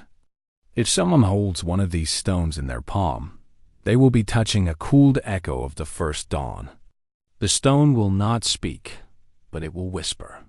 From the warmth of a bed, from a quiet couch, one can follow these whispers. They lead from soft lanterns to heavy elements, from heavy elements to oceans and air, from oceans and air to the idea of a home under another sun. The route is not straight. It bends like an orbit, looping back on itself, crossing old paths. But the curve has a center. That center is the first light. Everything else is a journey outward. If you have ever looked up and felt small, consider this. Smallness is the right scale for wonder. A nebula can be vast, and still your breath can hold it for a moment. A galaxy can span 100,000 light years, and still a human hand can trace its spiral in dust on a window. The first lights do not ask you to be large. They ask you to be present, to look, to listen. So the universe wakes. The gentle tide clears the way. The lanterns burn in their cradles. Supernova lay down the heavy seeds. Galaxies gather into streams and braid themselves into rivers of stars. In the pale glow, feelings find room. Loneliness, awe, and hope sit together in the quiet, watching the first day begin. Somewhere in the future, ice and stone will keep the messages safe. Somewhere even closer, a traveler of dust and frost will pass near the sun and carry a page from that early book. The sky dims again, not from loss, but from distance. The lanterns still shine. We are simply far away. Out there, the first lights continue their slow work, and their echoes drift in every direction.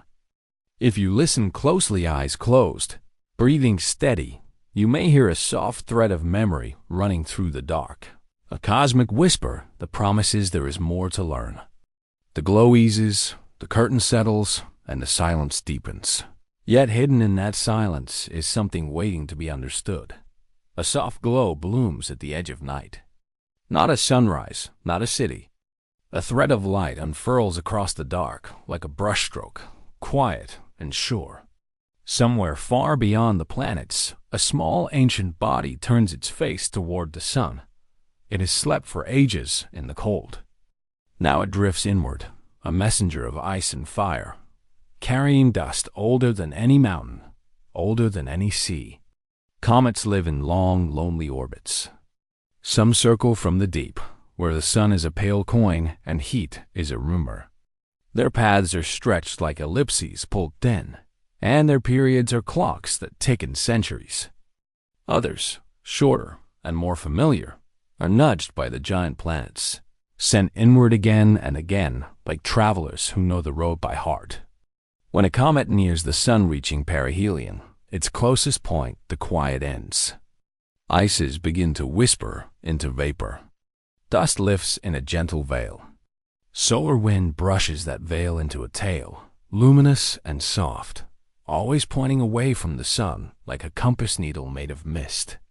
This is the art of survival in space. The nucleus, dark as charcoal, tumbles and vents. Jets of gas flicker from pockets warmed by sunlight. A second tail, thin and straight, may appear, the ion tail, made of charged particles caught by the magnetic breath of the sun. The dust tail curves, slow and graceful. Both tails shine not because they burn, but because they scatter and glow sunlight turned into feathered haze. From Earth, the show is simple: a bright head, a trailing light.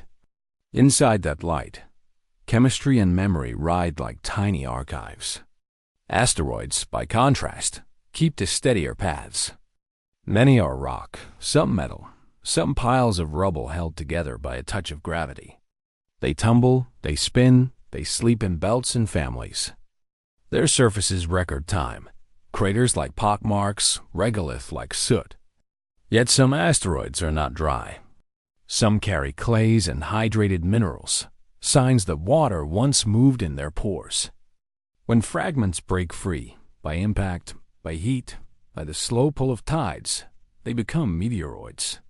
If they meet our atmosphere, they sketch quick lines of fire called meteors. Brief brush strokes across the sky, here and gone. A few pieces survive the rush and reach the ground. Then we call them meteorites, and we take them into labs as if they were letters addressed to us from the early solar system. Each small stone is an archive. In its minerals, we read temperatures and pressures. In its trapped gases, we find the fingerprints of other worlds. Spectrographs prisms with measure spread light into rainbows for us to examine line by line. From those lines, we learn the recipes: carbon, sulfur, sodium, water, complex organics. We hold the Murchison meteorite up to the lamp and smell an oily note, something like asphalt, and we learn that amino acids came tucked into rocks that fell into a quiet Australian morning. We crack open a carbonaceous chondrite and find soft clay shaped by ancient water. We look at a comet's coma through a telescope and see cyanogen, water, even hints of simple sugars. The chemistry is not just one note. It is a chorus, delicate and familiar. How did water come to Earth? Some of it, scientists say, was here from the start, locked inside the building blocks that formed our planet. Some may have arrived later, delivered by ancient travelers with frozen hearts. When we measure the ratio of heavy hydrogen to normal hydrogen, the DH ratio, in comet vapor and in Earth's oceans, we compare accents in a shared language. The numbers do not always match, and the story is not simple. But patterns emerge. Certain comets, especially from the region beyond Neptune, carry water whose isotopic signature feels close to ours. Certain asteroids, too, cradle water-bearing minerals that, when warmed, would have released a gentle rain. The deliveries may have come in waves, over millions of years. Icy messengers tapping the cradle of silence, again and again, leaving behind oceans that could host clouds and songs and life. To find the source of these messengers, we look outward. Far beyond Neptune stretches the Kuiper Belt, a slow river of icy worlds. Smaller bodies there can be nudged by gravity and drawn inward, becoming short-period comets, the ones that visit every few decades. Beyond even that, like a spherical halo surrounding the solar system, lies the Oort cloud, a reservoir of long-period comets. These are the ancient travelers that fall inward once in 1,000 lifetimes, crossing the planetary lanes on their way to a brief dance with the sun. Their trajectories are not random. They trace the unseen influence of passing stars, of galactic tides, of the giant planet's steady tug. In this way, each arc is a record of many hands, a clock older than history, keeping time with gravity's patient beat. Sometimes, the patterns reach us at a human scale. When Earth crosses the debris stream shed by a comet, dust released at every perihelion, we see a meteor shower. The Perseids in August, the Leonids in November. At those times, the sky hosts a memory made visible. Tiny grains, no larger than sand, strike the air at high speed and flare. You step outside into the cool night and lift your face. The streaks arrive and fade. For a second, you share a path with a grain that left its comet years ago, drifting through the dark until Earth gently crossed its track. That meeting is not a mistake. It is an intersection set by gravity and time, repeating every year as our planet returns to the same place in its orbit. The shower is like a seasonal page in the solar system's calendar, and the pages turn, and we read them by looking up. In the past, these meetings were not always gentle. There were impacts big enough to shift climates and shape the fate of species. But even in those powerful moments, there were traces of making as well as unmaking. Shocked minerals sealed under glass. Rare elements scattered like clues. Each crater was a sentence in a long story, and the story did not end. Over time, the Earth healed. Life adjusted. The sky continued to send small notes, soft and bright, that made no sound as they faded. In the present, we listen with new tools. Robotic probes have flown through comet comas, tasted the dust, photographed the nuclei. A lander once touched a comet's surface and bounced, then settled like a dragonfly in slow motion. Cameras saw the texture. Dark, fragile, layered like compressed snow and soot. In labs on Earth, we warm specks of comet dust and watch ices whisper away. We read spectra and plot curves. We add the new lines to the old lines, and the melody grows more certain. It is still a lullaby, but now we can hum along. We ask, are these messengers random or part of a larger, hidden pattern? The answer may be both. Chaos is not the same as noise. Inside what looks like randomness, resonances hide subtle patterns where periods lock together, where orbits lean into rhythms. Jupiter's gravity can herd asteroids into families and gaps. Saturn can tug a comet's path just enough to shift the day of its return. The galaxy itself adds a slow tide, lifting and lowering the Oort cloud in cycles longer than human memory. When a passing star brushes near, a few frozen bodies stir and begin their long fall inward. That fall takes millions of years, but the path is not guesswork. It is a page in a hidden ledger that gravity keeps for everyone. For you, lying beneath a window or wrapped in a quiet room, the science becomes something you can feel. You imagine a body of ice and dust moving at tens of kilometers each second, yet from your view, it drifts like a feather. You picture the sun's light striking grains so small they would hide in your palm, each grain glowing just enough to be seen across millions of miles. You think of meteors as tiny messages that write themselves and then erase in the same breath. You breathe with the rhythm of the night, and the sky breathes with you. There is a soft comfort in knowing that the oldest things can still visit. A comet that last passed this way when kings had different names returns to find us awake, with instruments trained and questions ready. In the past, watchers traced its path by hand across a star map. In the future, we will send more probes, collect more dust, bring back sealed cores of ice to open under the careful warmth of a lab lamp. We will ask more exact questions about organics, about how simple molecules join and grow in the thin atmosphere around the nucleus. We will model the dust tails and map the jets. We will compare the water's pH ratio as if we were matching handwriting in a notebook passed down through time. And still, there will be wonder, because each traveler is not only a sample jar. It is a story with 1,000 authors, the nebula that spun the first grains, the sun that ignited, the newborn planets whose gravity stirred the pot, the giant planets whose deep voices still set the rhythm. The comet's light is a reflection of all of that. The asteroid's cratered face is a diary of everything that touched it and everything it touched. As the chapter of night moves on, the tail fades into the horizon. The dust stream remains, invisible now, waiting for the planet to cross it again in a year or a decade or a lifetime. Somewhere beyond the orbit of Neptune, another ancient traveler turns slowly in the dark. Its orbit is written already, though none of us has traced it yet. It carries ice with a memory of the first rain. It carries dust that has never known air. It carries, perhaps, a simple recipe, fragile and hopeful, sealed in cold. When it finally glides inward, it will write another brief sentence across our sky. The glow will lift and thin, and the silence will deepen. Yet hidden in that silence will be something waiting to be understood. The night is quiet enough to hear light think. A telescope opens its dark pupil, and a thin river of starlight slides inside. It has traveled for ages, an ancient traveler from a nebula's glow, bearing stories sealed in brightness. The beam looks simple to the eye, a steady white thread. But the spectrograph knows better.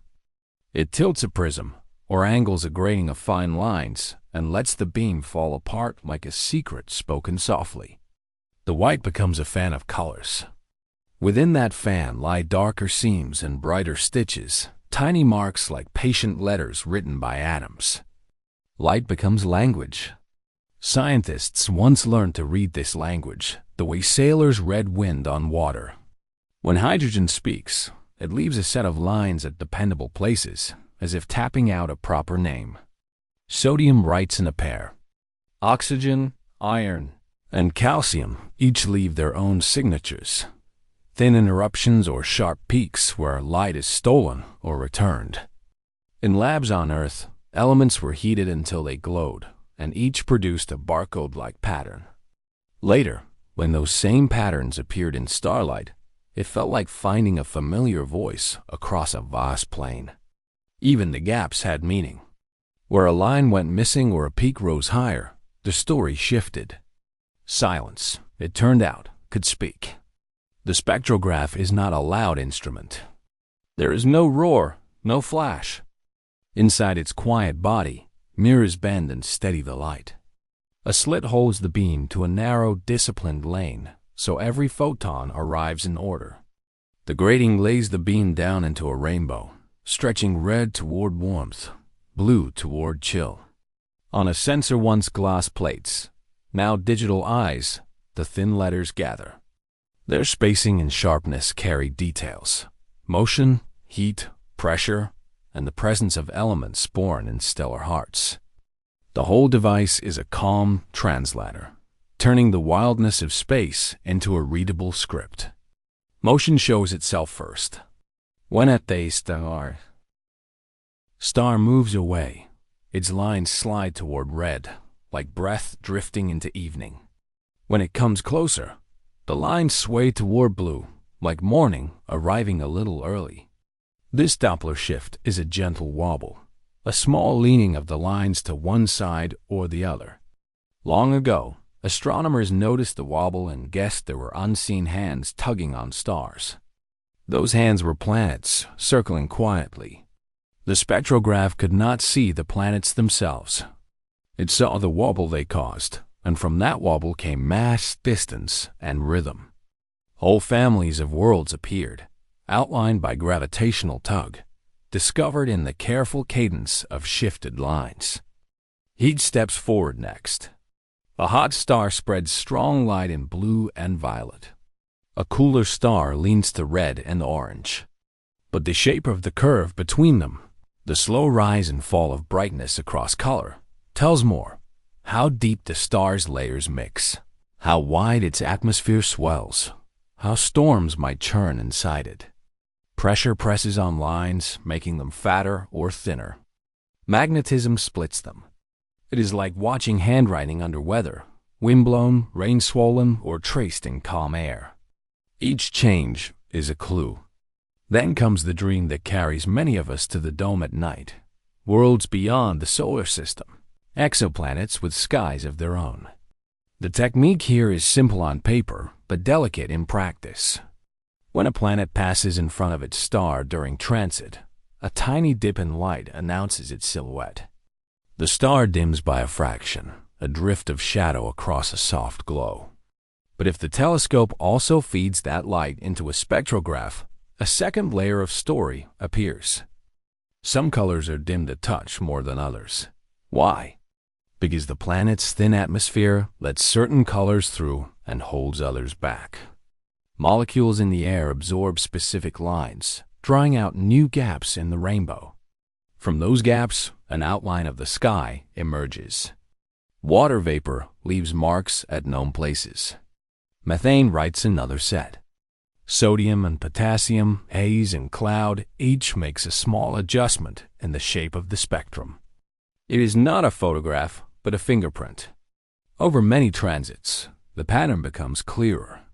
A gentle dip near one band might hint at oceans below, where water cycles through cloud to rain to sea. A broad, smooth mute across many colors might signal a blanket of haze, a veil that softens everything beneath. Even when clouds hide details, that very hiding has meaning. Nature's curtain says, "Not yet," and that "not yet" becomes part of the record. If you pause and listen, the method feels like poetry. A planet inhales starlight on one side and exhales a spectrum on the other. The spectrograph hears the exhale and writes it down. Heat pumping through day and night adds a tilt.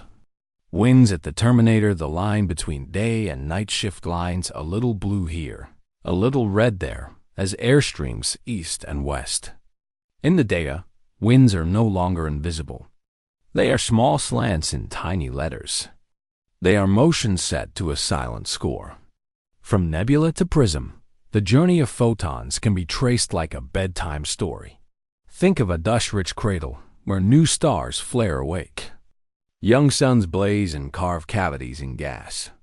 Shock waves from older supernovae sweep through, stirring chemistry. In these places, light is born packets of energy launched on long trajectories. The photons scatter less, and at last align toward us, threading the dark. They slip past comets and through the cold, over the orbits of other worlds. When at last they strike the spectrograph, they reveal the memory they have carried. Lines that say, hydrogen here, oxygen there, motion this way, heat this high. The language is thin but durable. It survives. In the past, these lines changed how humanity saw the sky. Once, stars were only points. Through spectroscopy, they became subjects with temperature, composition, and age.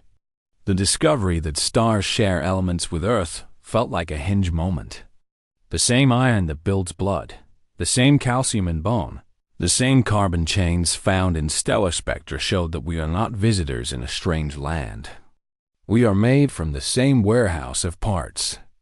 Supernova, with their fierce endings, forge many of those parts and fling them outward. Their light, strained through the spectrograph, carries the marks of freshly minted elements. Those marks are a faint echo from the forge, a whisper that travels across centuries. The voice in light is not always steady. Sometimes, in the data, a line splits where it should not. Sometimes a dip is shallower on one night and deeper on another. The spectrograph, being honest, writes both versions. Astronomers call this an anomaly and then go looking. Is it starspot activity, a patch of cooler surface rotating into view? Is it a moon tugging at a planet, changing the timing of transits by seconds? Is it an instrument effect, a reminder that even careful tools have moods? The answers may come after months of patient work. In this way, the spectrograph teaches a kind of humility. Light speaks, but it does not shout. Listening takes time. And yet, the rewards are tender and profound. A pale signal near infrared hints at water vapor on a world bigger than Earth, but smaller than Neptune. Another set of lines suggests carbon dioxide circling a warm planet in the gentle zone around a dim star. Heat maps drawn from spectral shifts tell of winds roaring faster than sound, crossing a tidally locked giant where one hemisphere burns and the other freezes. Day by day, the library grows. Each spectrum is a page. Sometimes the page is blanker than we hope, covered in clouds. Sometimes it is a feast of lines. Either way, the book thickens. You might wonder, if so much can be read from light, what else lives in the background we keep ignoring? Between the bright lines and obvious dips, there is a quiet floor of glow, the continuum where small patterns hide. In that soft bed, scattered by dust, the curve of color can tell the size of grains drifting in a planet's sky. Tiny grains mute blue more than red, or the other way around, and that tilt gives away the weather of a world we cannot touch. In the outer reaches, faint gas around young stars glows at specific tones, betraying jets and disks where planets are forming. The spectrograph hears these notes, too, like distant birdsong at the edge of a forest. Even emptiness carries a message. When a star's spectrum shows thin, narrow lines not from the star itself, but from gas floating between us and it, we learn about the interstellar medium, about clouds that do not shine, but still leave fingerprints. Absence writes as clearly as presence. Gaps in a galaxy's light reveal hydrogen fog stretched across space. The more the lines are shifted toward red, the farther and faster the source recedes, the older the story we are reading. In deep fields, where telescopes stare for days, the spectrograph turns faint smudges into histories. Galaxies become not just shapes, but ages and motions, families of stars and cycles of birth and death. Sometimes, to help the mind settle, it is enough to follow one photon. Picture it born in the outer skin of a star, thrown out by the dance of electrons. It bounces inside the star for thousands of years, then finds a path to the surface and escapes.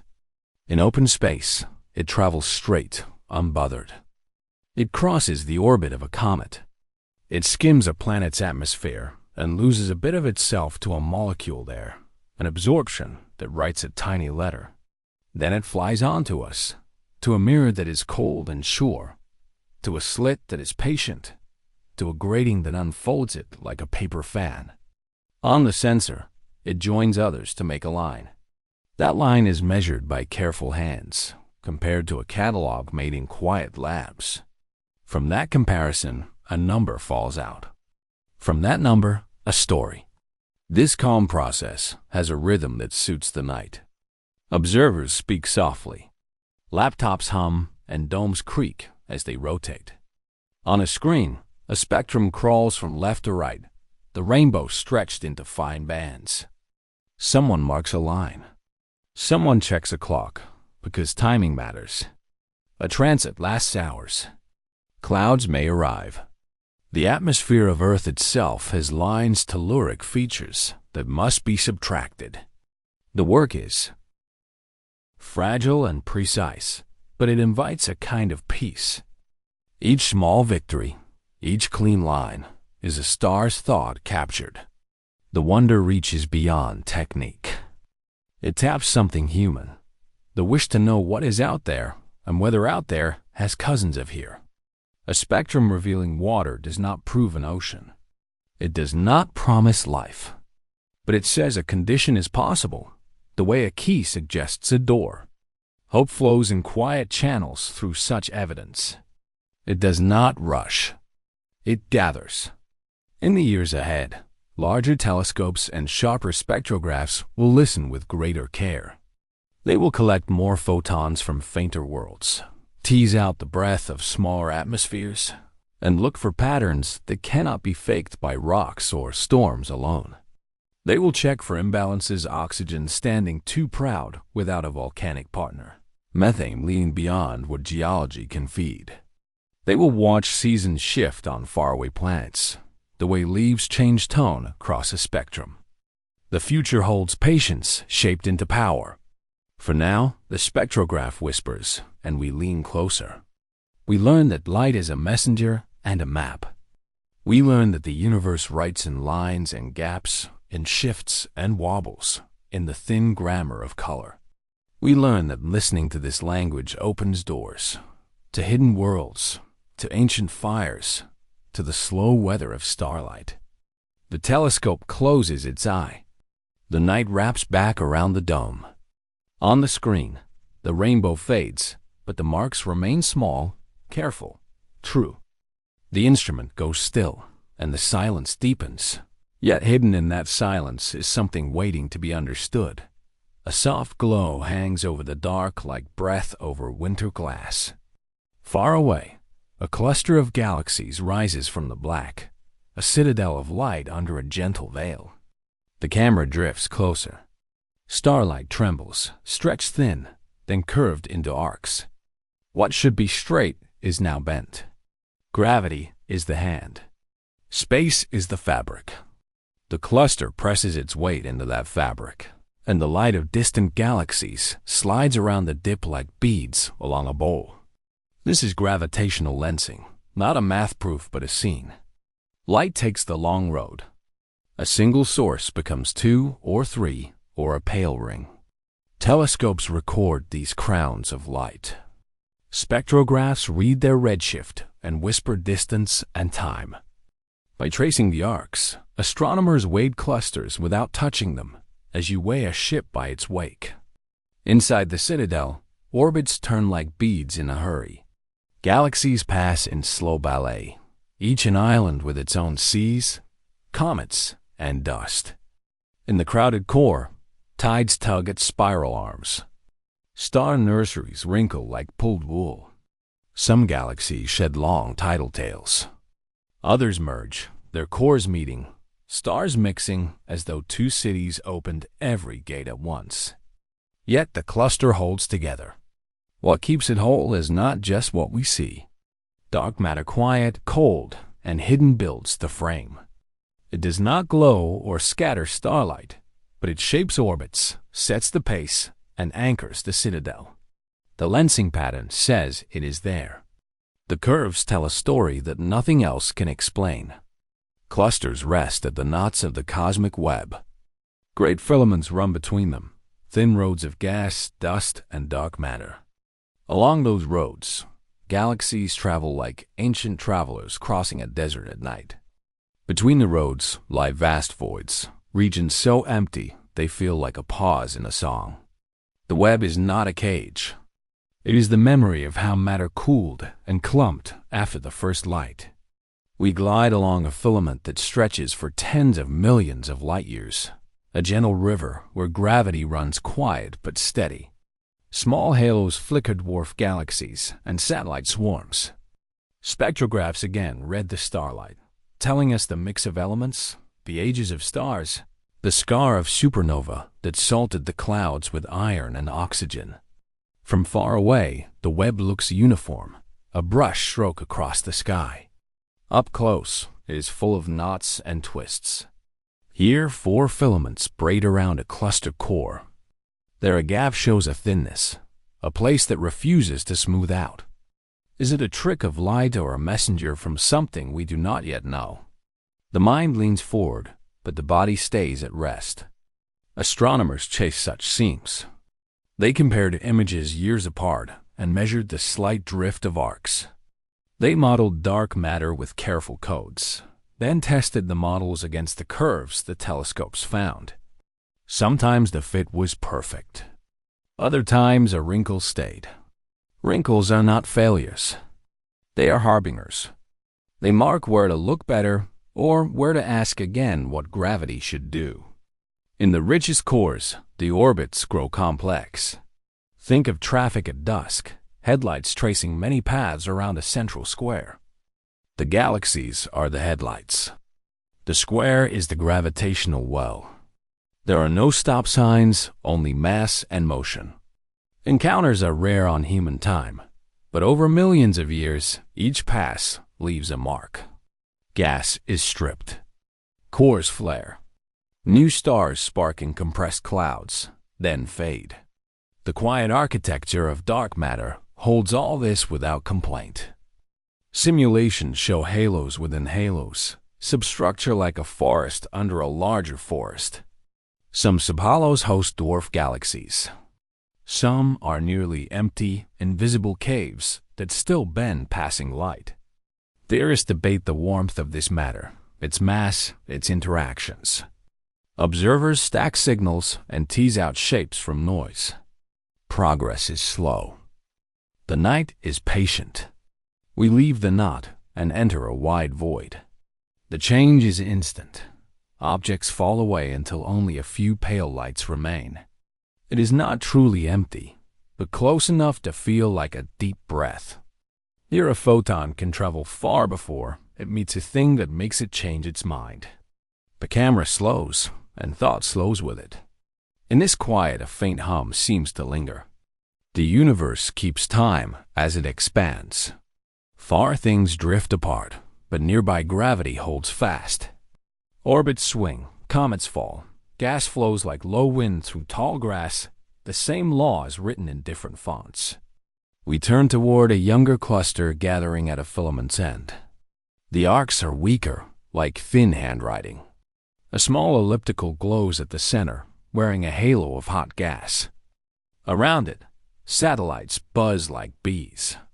A few bare scars of near-misses warped disks, broken bars.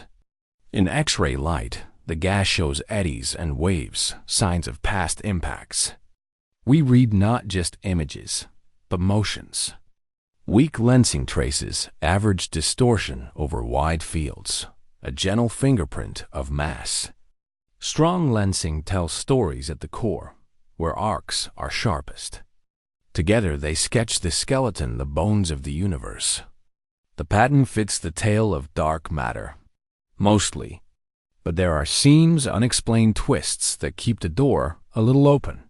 We follow one such twist, a small arc that shifts more than the model says it should. Perhaps there is a dark clump here, a subhalo with no stars, bending light like a hand under a sheet. Or perhaps gravity plays by a rule we have not written down yet. Theories rise and fall like tides.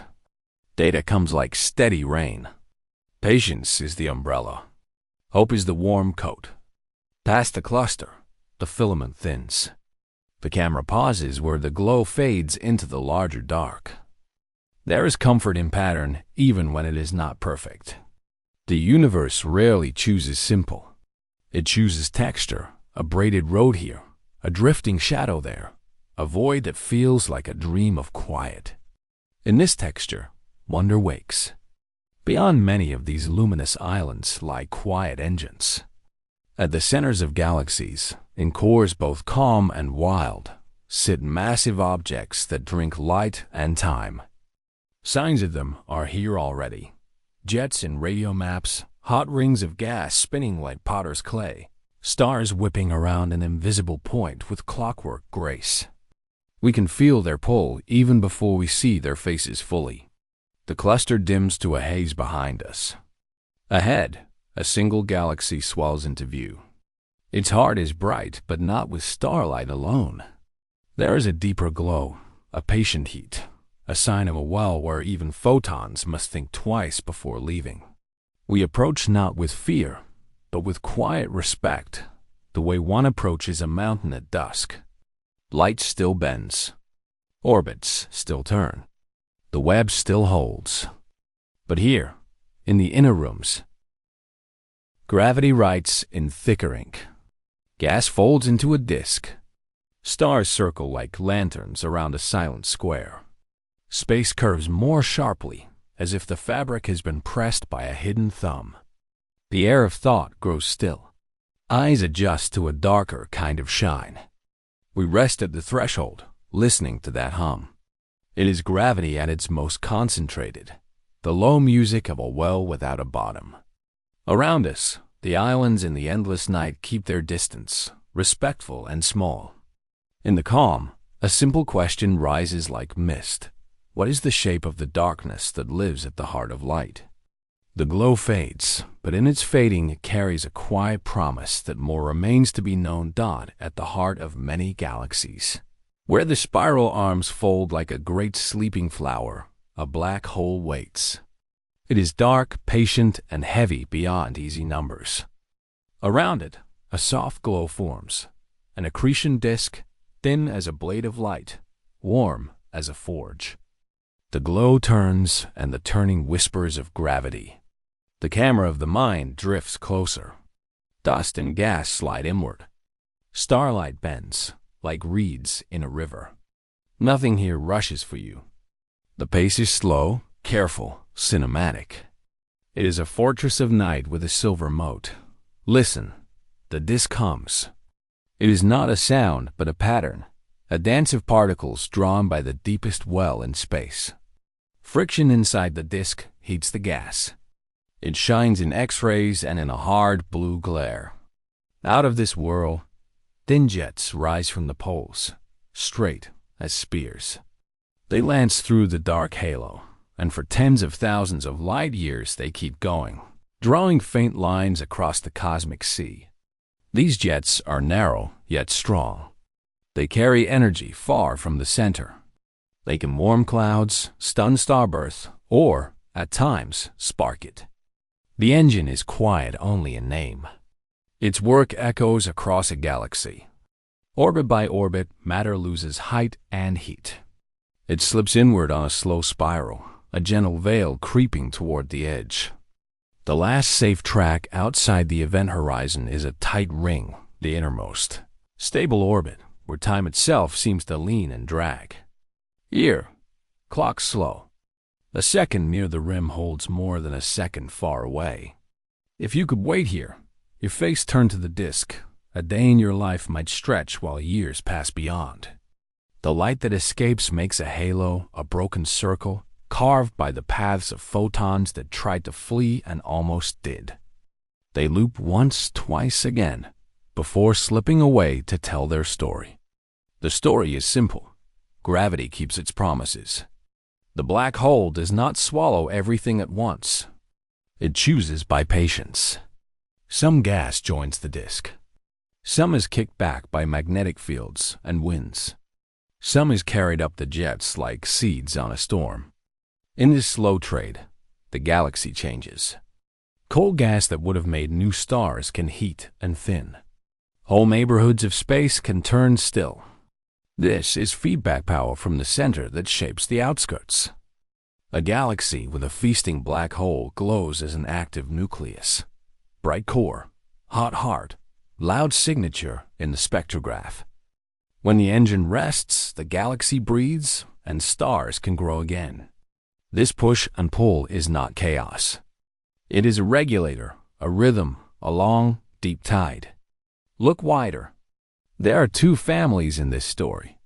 One is the stellar mass black hole, born from a dying, heavy star. It is small on cosmic scales, yet mighty. The other is the supermassive one, millions or billions of suns packed into a point, seated at a galaxy center. The first is a campfire. The second is a quiet volcano shaping the land. Both wear the same dark crown. Both hide the same rule. Once the horizon is crossed, there is no return. Fear and awe rise together here, like twin flames. But the fear softens when we understand its shape. A black hole is not a monster. It is a curve in space and time, exact and calm. How did we learn this? In the past, clues came as scattered sparks. Early thinkers imagined dark stars, whose pull was too strong for light to escape. Later, equations of curved space gave the idea a backbone. Telescopes grew and listened in new ways. Radio dishes traced jets. X-ray eyes saw hot disks fade and flare. The motions of stars near our own galactic center drew tight loops around something unseen, small, and very heavy. Cameras linked across Earth formed one great dish. They stitched an image of a ring of light around a shadow. In that ring was the outline of the edge, the last place where light can stall and still escape. The picture felt like an ancient traveler finally stepping into focus. But even when a black hole traps light, it does not trap every clue. Gravity reaches outward. It sculpts orbits and bends beams. It tickles time. When two black holes merge, they send ripples through the fabric of space-time itself. Those ripples, gravitational waves, wash over our planet like faint tremors from a far shore. Instruments measure them as tiny shivers in distance. The signal is quick, a cosmic whisper, but it carries a full story. The masses, the spin, the final embrace. No photon needed. The darkness speaks by shaking the stage. Closer to the edge, the spectacle stays quiet and exact. Imagine a small star passing too near. Its path a risky trajectory. Tides bite. The star can stretch, tear, and feed the disk. For months, the core brightens. Then the glow thins, ash drifting into the well. This is not cruelty. It is recycling on a grand scale. The heavy elements forged in stars travel as stardust through the galaxy, the iron in blood, the calcium in bone, the silicon in stone. Supernova debris spreads, cools, and sometimes, long after, is gathered again by gravity's patient hand and folded back into the center. The path is not a straight fall but a loop, a set of waypoints marked by nebulae and comet clouds, by years and light years, by memory itself. The orbits near the black hole look simple until you step inside them. Space twists. Time leans. Around a spinning hole, the very fabric of reality is dragged like a slow river pulling a leaf. This is frame dragging. It changes the dance. A gyroscope points one way far from the hole, another way near it. If you circled the hole and came back to the the sky would not line up quite as before. The difference would be tiny yet true. In the clean math of a textbook, it is a term in an equation. In the film of the night, it is a soft tug that the eye does not see, but the path remembers. Jets deserve another breath. They are narrow, fast, and strange. Magnetic fields thread the disk and the spinning hole. Plasma rides those fields and leaps outward. The jets do not shine because of heat alone.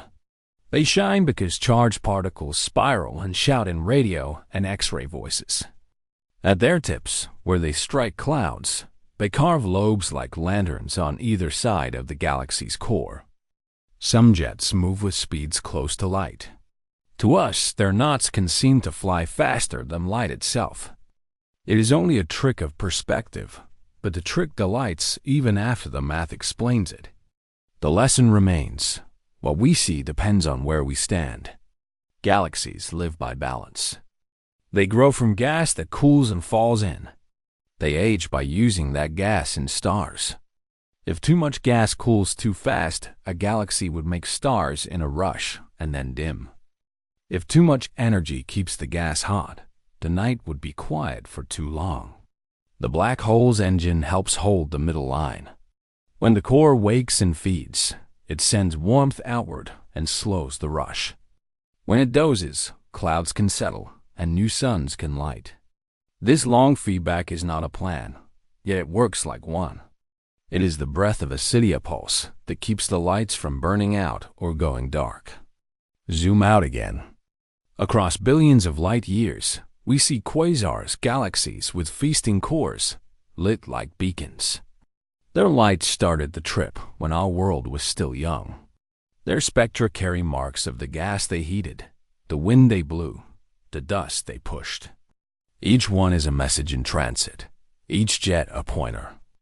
This is how these engines regulate not just neighborhoods, but the growth of structure itself, the ways clusters form, the ways filaments thicken, the ways voids remain empty. Even far away, these engines have local effects. A galaxy is a city with a governor who never leaves the office, yet sends memos that change every street. For a while, think of fear. It is natural to feel it when told that even light can be trapped. Yet the fear fades when placed in context. The event horizon is a boundary, yes, but it is not a hunter.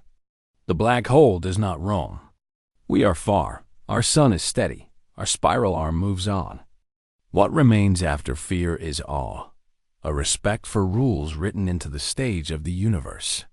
We are small, but we can read those rules. Telescopes stretch like bridges. Spectrographs break light into rainbows and tell us what atoms glow. Computer models run the clock forward and backward to test what we think we know. The work is slow and careful. It is how a fragile species meets a large mystery with calm eyes. Now think of hope. We hope not to conquer the black hole, but to understand it. We use orbits of nearby stars like compass needles to map the gravity well. We watch hot spots in the inner disk flicker, tracking their spin to learn the whole spin. We listen for ripples in space-time to catch mergers in the dark. The clues come from every side. Some arrive as photons, some as waves in time, some as the motions of matter that almost fell but did not. Even the absence of light is helpful. The shadow in an image is not empty.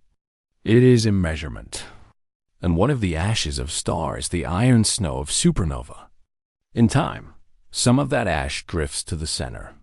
It joins the disk and vanishes across the horizon, its story ending for us and continuing past a curtain we cannot lift. Not all ashes fall. Some build planets, moons, and life. The same heavy elements that a black hole can reclaim are the ones that make breath, bone, and thought. There is a deep symmetry in that. The engine that can halt starlight also helps set the rules for starbirth. And from starbirth come worlds, and from worlds come eyes that look back into the dark and ask questions. The loop closes and opens again. If gravity can trap even light, can it also hide the clues we seek? Only for a time and only inside the horizon. Outside, the universe is generous. It leaves fingerprints in lensing arcs, in time delays, in gentle smears on a telescope's image. It leaves tremors that instruments can feel. It leaves trails in the paths of nearby stars. The clues are faint but faithful. They require patience, the kind found in late-night labs and silent observing rooms, the kind found in watchers who let their minds slow to the pace of the cosmos. So we linger here near the quiet engine, watching the disk shine and the jets trace thin lines through the dark. The orbits near the edge turn, and time feels thick, like honey in a glass. Fear and awe settle into something deeper, trust in the sky's steady logic. The camera of the mind pulls back, and the core becomes a tiny spark within its city of stars. The spark looks still, but around it, stories continue, some bright, some hidden, all patient. The glow softens, the hum fades, and the silence deepens. Yet hidden in that silence is something waiting to be understood. A dim hush floats across the night like breath on glass. In that hush, something turns fast, steady, tireless. A dead star, crushed to the size of a city, spins with the rhythm of a perfect machine. Its magnetic field sweeps a beam across space, and every time that beam crosses Earth, a radio telescope hears a soft click. Click, click, click, a heartbeat from far away. They call these objects pulsars, spinning bones of stars that lived hard and died young, now keeping time for the universe. The signal is simple, a pulse that arrives again and again with a near constant interval. Imagine a lighthouse on a black ocean, its lamps circling through fog. You stand on a quiet shore, counting the flashes to know where you are. Astronomers do this with the sky itself. Each pulse becomes a tick on a cosmic clock. When the ticks drift, even by a whisper of a whisper, the sky is telling them that something has moved. Across the world, radio dishes keep watch. A telescope in the desert listens through dry air. A dish in a green valley leans its wide ear to the stars. Another sits on a high plateau, where the wind feels like the edge of a nebulous breath. They are linked in patience, forming timing arrays networks that measure a set of pulsars again and again over years. Each pulsar is a metronome. Together they are an orchestra.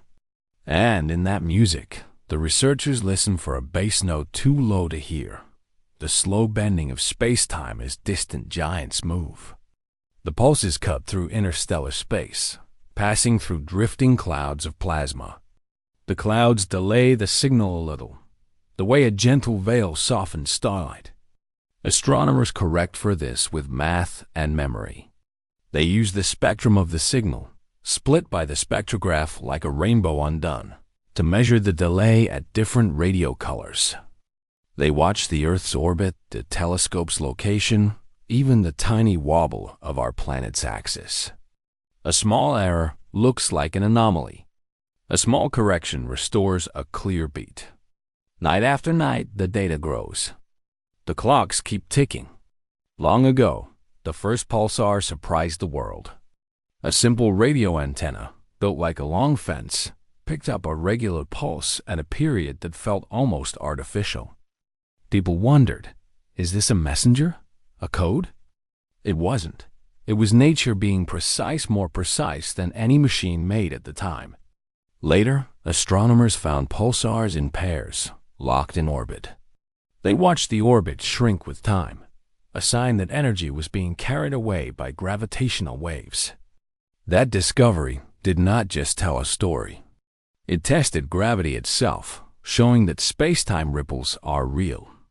Now, timing arrays stretch the test across the sky. Imagine dozens of pulsars shining like beacons on a great circle, their signals arriving through decades of quiet. If space-time itself swells and relaxes as a wave passes, then the distance between Earth and each beacon changes by a tiny, tiny amount. Those changes alter the arrival time of the pulses by tens of nanoseconds, a sliver shorter than a blink inside a blink. No telescope can feel space-time stretch directly, but the clock can. The metronomes slip in sync, and the pattern of slips, the shared correlated drift, becomes the signature of a hidden tide. In calm tones, the researchers describe cross-correlations and timing residuals. But under those careful words is awe. A low hum, they say, seems to thread the data. Not a sudden chime from a single source, but a background murmur, the combined song of many supermassive black hole pairs, far beyond human reach. In crowded galaxies, two black holes can meet after their homes have merged, and then they spiral together over millions of years. As they do, they press their weight onto spacetime and send out a slow wave, like a hand easing down on a drumskin the size of the universe. The timing arrays do not see the drum. They feel the drumskin's breath pass by. But nature does not sing a single part. Some pulsars glitch. Their crusts crack and shift, and the star's spin jumps, the way a dancer might catch a toe and recover. Others fade for a time, their beam turning off, then on again, nulling a shy rhythm.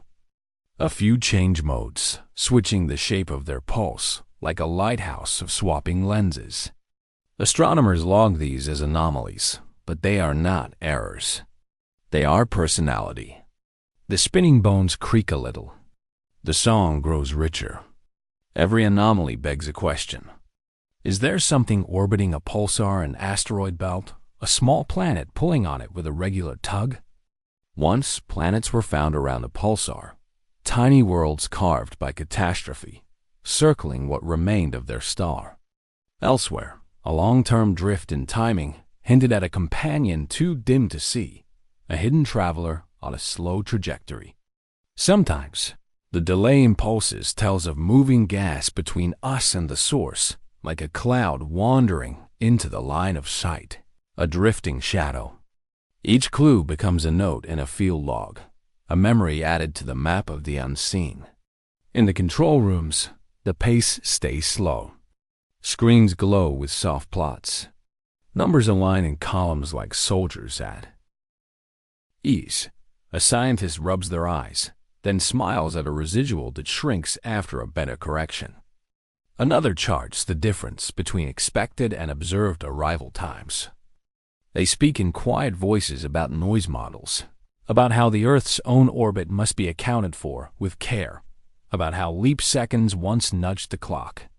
They look for patterns that repeat across many pulsars at once. If the same gentle sway appears in different corners of the sky, with the right geometry, it may be the sign they hope for, a common, gravitational whisper. Outside, the night sounds go on crickets in a field, a distant car, a river slipping over stones. The telescopes do not care about these earthly noises. Their ears are tuned to longer distances, to a fragile rhythm that swallows years like seconds. It feels strange to think that something so huge, two black holes, the size of cities of gravity, could speak so gently. Yet that is how the universe often talks, not by shout, but by persistence. And still, another question lingers at the edge of the plots. In the lines that track arrival times, in the small hum that might be a background, are there outliers that do not fit? A pulse that drifts not with the crowd, but against it? An unexplained curve where a straight line should be? This is where wonder lives. The arrays are built to find the known waves from heavy pairs at great distance, but they also carry the chance to stumble on the unexpected. A lonely burst could hint at a passing object tugging Earth and many pulsars together. A steady, uneven beat might be the signature of a single, nearby harbinger taking shape in data before it ever shows its face in light. The precision is human, but the patience is planetary. Year to year, telescopes are upgraded. Dishes are resurfaced to make their hearing finer. Algorithms learn from past mistakes. New pulsars join the array. A drifting star moves behind a nebula, then emerges again. The Earth itself shifts its stance in orbit by centimeters, and even that must be known. The entire method is a lesson in humility. You learn that to hear the cosmos, you first have to hear yourself, your instruments, your motion, your assumptions, and then set them gently aside. There is also a kind of comfort in the repetition. For people listening in the dark, the steady click of a pulsar is like a lullaby. It says, time continues. It says, the universe can be counted. When a pulse arrives late, by a fraction of a fraction, it does not break the trust. It widens it. The late pulse means the universe kept a secret from us and then told it, if we knew how to read. That late tick might be a wave passing, or a wanderer's pull, or a cloud's soft edge. It might be the sign that the map of gravity has a wrinkle we did not expect. As the arrays keep measuring, they begin to test ideas once held at arm's length. Does gravity behave exactly the same in all directions? Does it follow the same rules at all times? Are there hints that space has a texture we cannot see, a grain like wood that only shows when you run a fingertip in the right way? The pulses are that fingertip. By comparing one to another across the sky, researchers can search for preferred directions, small asymmetries, or extra fields that would twist the timing in special ways. So far, the classic rules hold. But every better measurement is another invitation for the universe to surprise us. And if there's a message, not one written in words, not letters in the noise, but a message in the very way the noise behaves, then it would be this: the cosmos is connected. A dance that starts in a galaxy no one has named can leave a trace in our local clock, shared by dozens of beacons, noticed by patient minds. It is a story of scale. The smallest number a computer can print after a decimal point ties to black holes bigger than our solar system's path. The line between them is a beam from a spinning bone, sweeping across a planet where someone is listening. The night holds steady. A telescope moves a few degrees, tracking a target that moves only because we do. The pulse arrives again. The data file accepts another line. The orchestra of metronomes plays on, each one steady as destiny, each one a point of hope. If there's an unknown traveler out there, a rock on a long arc, a dim comet with a magnetic sigh, a rogue planet sliding through the outer dark, its mass and motion might tug at the rhythm by a hair's breadth. We will feel it first as a question, a small drift at the edge of certainty, a gentle misfit in an otherwise perfect grid. Listen once more. Click. Click, click. The heartbeat does not hurry. In that quiet, you can almost sense the universe turning the page. The metronomes keep time. The data deepens. And somewhere between one soft arrival and the next, the silence deepened. Yet hidden in that silence was something waiting to be understood. A faint point of light crosses the dark like a slow breath. It does not flare. It does not wave for attention. It simply moves, steady and quiet, through the inner system as if the sun is only a distant lamp, not a center or a rule. Astronomers notice first as a whisper on their screens pixels that shift between frames, a drifting shadow against the soft glow of familiar stars. They mark the time. They mark the place. They trace the path and find a surprise. The trajectory does not bow to our star the way a local comet would. It slides by with a cool indifference, a visitor that keeps its own counsel. The telescopes begin to turn. Small observatories at cold mountaintops, large dishes that listen to starlight. Even sky cameras meant for meteors point their patient eyes toward the moving point. In the data, the object sketches a curve. It brushes the plane of the planets, then lifts. Not a tidy ellipse like an orbit, but a broad sweep that enters, bends, and leaves. Perihelion, the closest kiss to the sun, comes and goes. Dust would usually bloom then, a thin veil blown by the solar wind. But the veil here is shy, or maybe absent. The spectrograph waits for the signature of gas, for the colors that tell of ice turning to vapor. The colors are faint, uncertain, half there, like a memory you can almost name. Is it a comet, just poor in ice? Is it an asteroid, dark and old, that wandered far and came back by chance? The team runs models. They test angles, speeds, and solar wind pressure. They find a small push that does not match gravity alone, a forbidden deviation that could be dust jets invisible to our lenses, or that could be nothing but instrument noise. Back and forth it goes. One day the push is clear. The next day, it fades into the error bars. The science is honest about doubt. It leaves room for wonder and restraint to sit side by side. In the control rooms, voices are calm. Coffee cools. Monitors hum. Someone says non-gravitational acceleration, and someone else says calibration drift. The notes fill with maybes. They look for a rotation, a tumble that would turn tiny vents of gas toward the sun like breathing. If those vents exist, they should twist the path a little here, a little there. The curve should wobble like a leaf. Instead, the line stays neat. It is not proof of anything strange, only a hint that pulls at the edges of the mind. The camera zooms in. The traveler is no longer a point, but a seed-shaped smear, too small to show detail, too far to paint a face. Its surface reflects a little starlight, as if coated in charcoal or age. Some frames show a faint halo. Others do not. Between those frames, the story toggles, on and off, like the blink of a firefly on a long summer night. The narrator's voice softens. Humble explanations first. A fragile comet, burned many times before, could shed only whispers of vapor.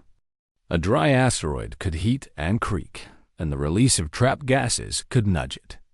Or we see patterns where there are none. The eye loves to solve puzzles, even when the pieces do not belong. The film lingers on perihelion again. We watch the sun as a bright coin, and the traveler curves around it, fast and small. Solar wind streams out like a river of ions. Pressure from sunlight itself, tiny but real, taps the traveler's side, a hand. Of photons pushing day after day. Add these forces to the model, and the path fits better. Not perfectly, better.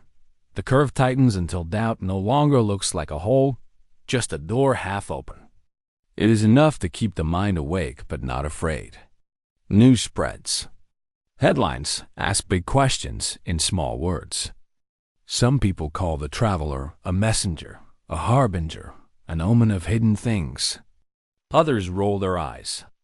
In online forums, what ifs bloom like nebulae? What if it is a fragment from a distant system, shaken loose by a passing star? What if it is a shard of a broken planet, smoothed by time? What if it is not a natural body at all? The last idea floats out like a balloon. It rises because it is bright. It rises because the sky is large and the heart of the watcher is larger still. The script keeps its footing. Bold speculation belongs here too, but with careful steps. If a civilization far away sent objects as messengers, what would they choose? A form that coasts, that does not spend fuel. A shell that can cross gulfs without breaking.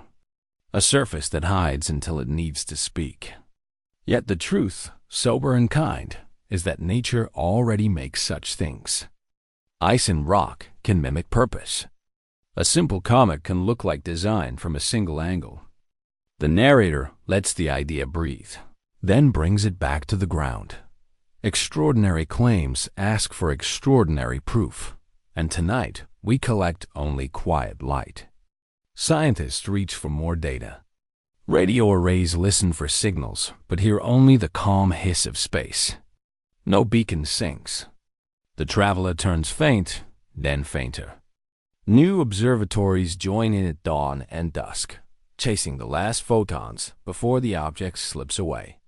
The spectrograph gets one more pass. Again, the lines are soft, almost lost in the noise.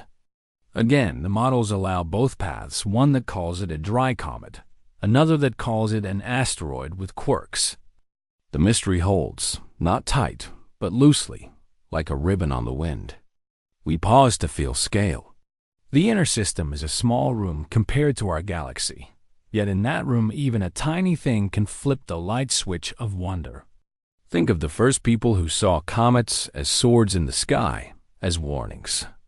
Think of the later people who drew orbits, who named perihelion and aphelion, who learned that gravity writes the great sentences of motion. We stand on both floors at once, the floor of feeling and the floor of math. To sleep well is to hold both without breaking either one. If you close your eyes, you can picture the traveler passing the orbits of the planets like stepping stones. Mercury, quick and bright. Venus, wrapped in cloud. Earth, blue with weather and life, watching through telescope and camera and shared screens. Mars, red and quiet. Beyond, the path lifts toward the dark where the solar wind thins and interstellar space begins. There, the traveler will enter a sea that belongs to no star, a wide cradle of silence. On that path, the object keeps its name hidden. It refuses drama. There is no engine flare, no turn, no greeting. It is not rude. It is simply itself. But even that plain behavior can be read. Some travelers, like comets, carry seeds of water and carbon, the same elements we find in living things. Some carry metals that planets need for cores and fields.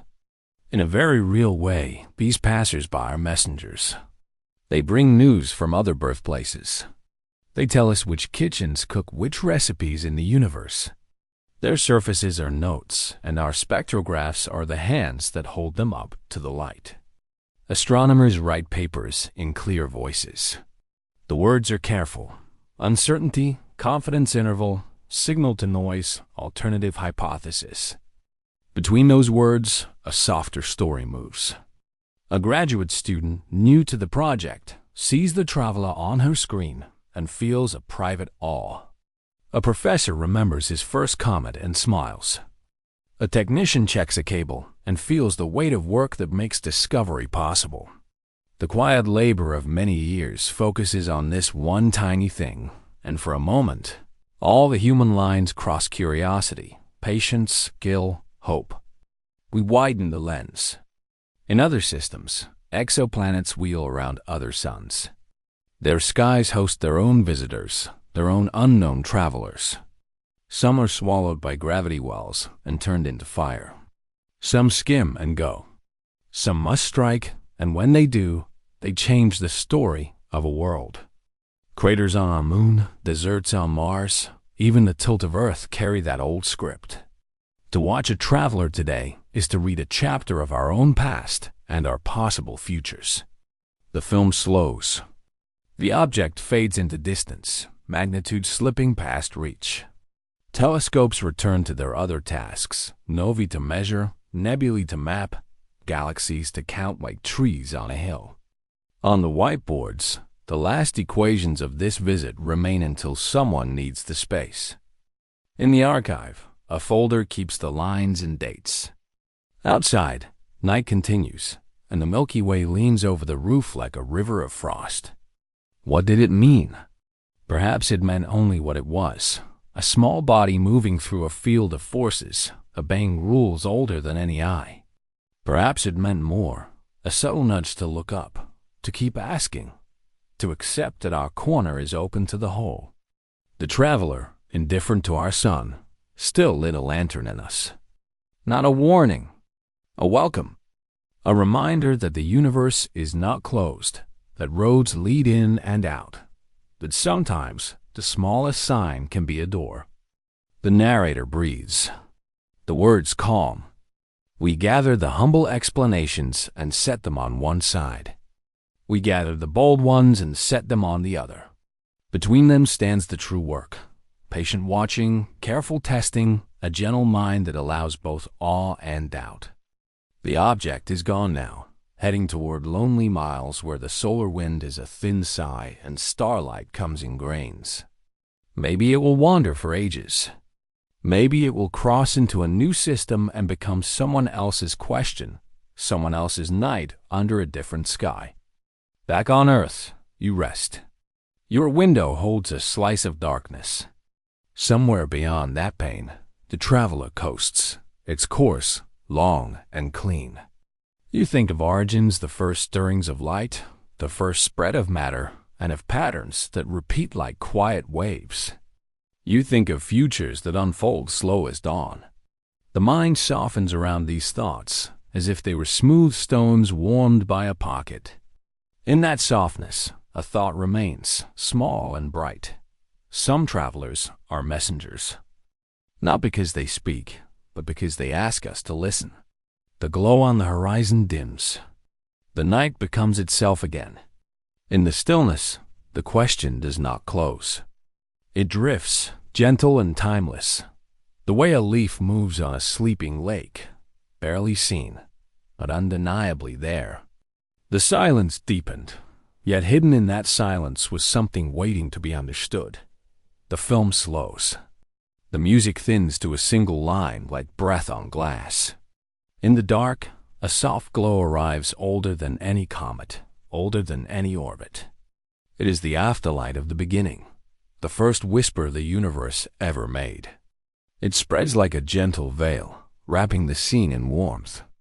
You can almost feel it on your skin, the echo of the Big Bang, still traveling, still speaking, still here. There is an axis traced faintly across that glow, a line that shouldn't be. Astronomers once stared at their maps and found a quiet tilt running through the sky. It felt like an accident at first, then like a pattern, then like a puzzle propped against the edge of reason. It does not break the rules, but it leans on them, as if the cosmos keeps some private angle for its own story. The camera lingers. The axis waits. The mind listens. In the cradle of that light, a truth hides in plain sight. The beginning was strangely tidy. The newborn universe held only a little disorder, as if someone had set the table before any guests arrived. This low-entropy start gave time its slope. It built a memory into everything that moves. Clouds form, suns ignite, living things arise, and the past stands behind them like a quiet parent. We know yesterday because the universe itself prefers to unfold rather than fold back. Think of your first memory.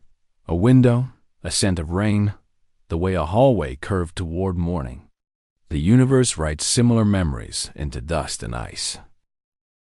Meteors keep the chemistry of early space.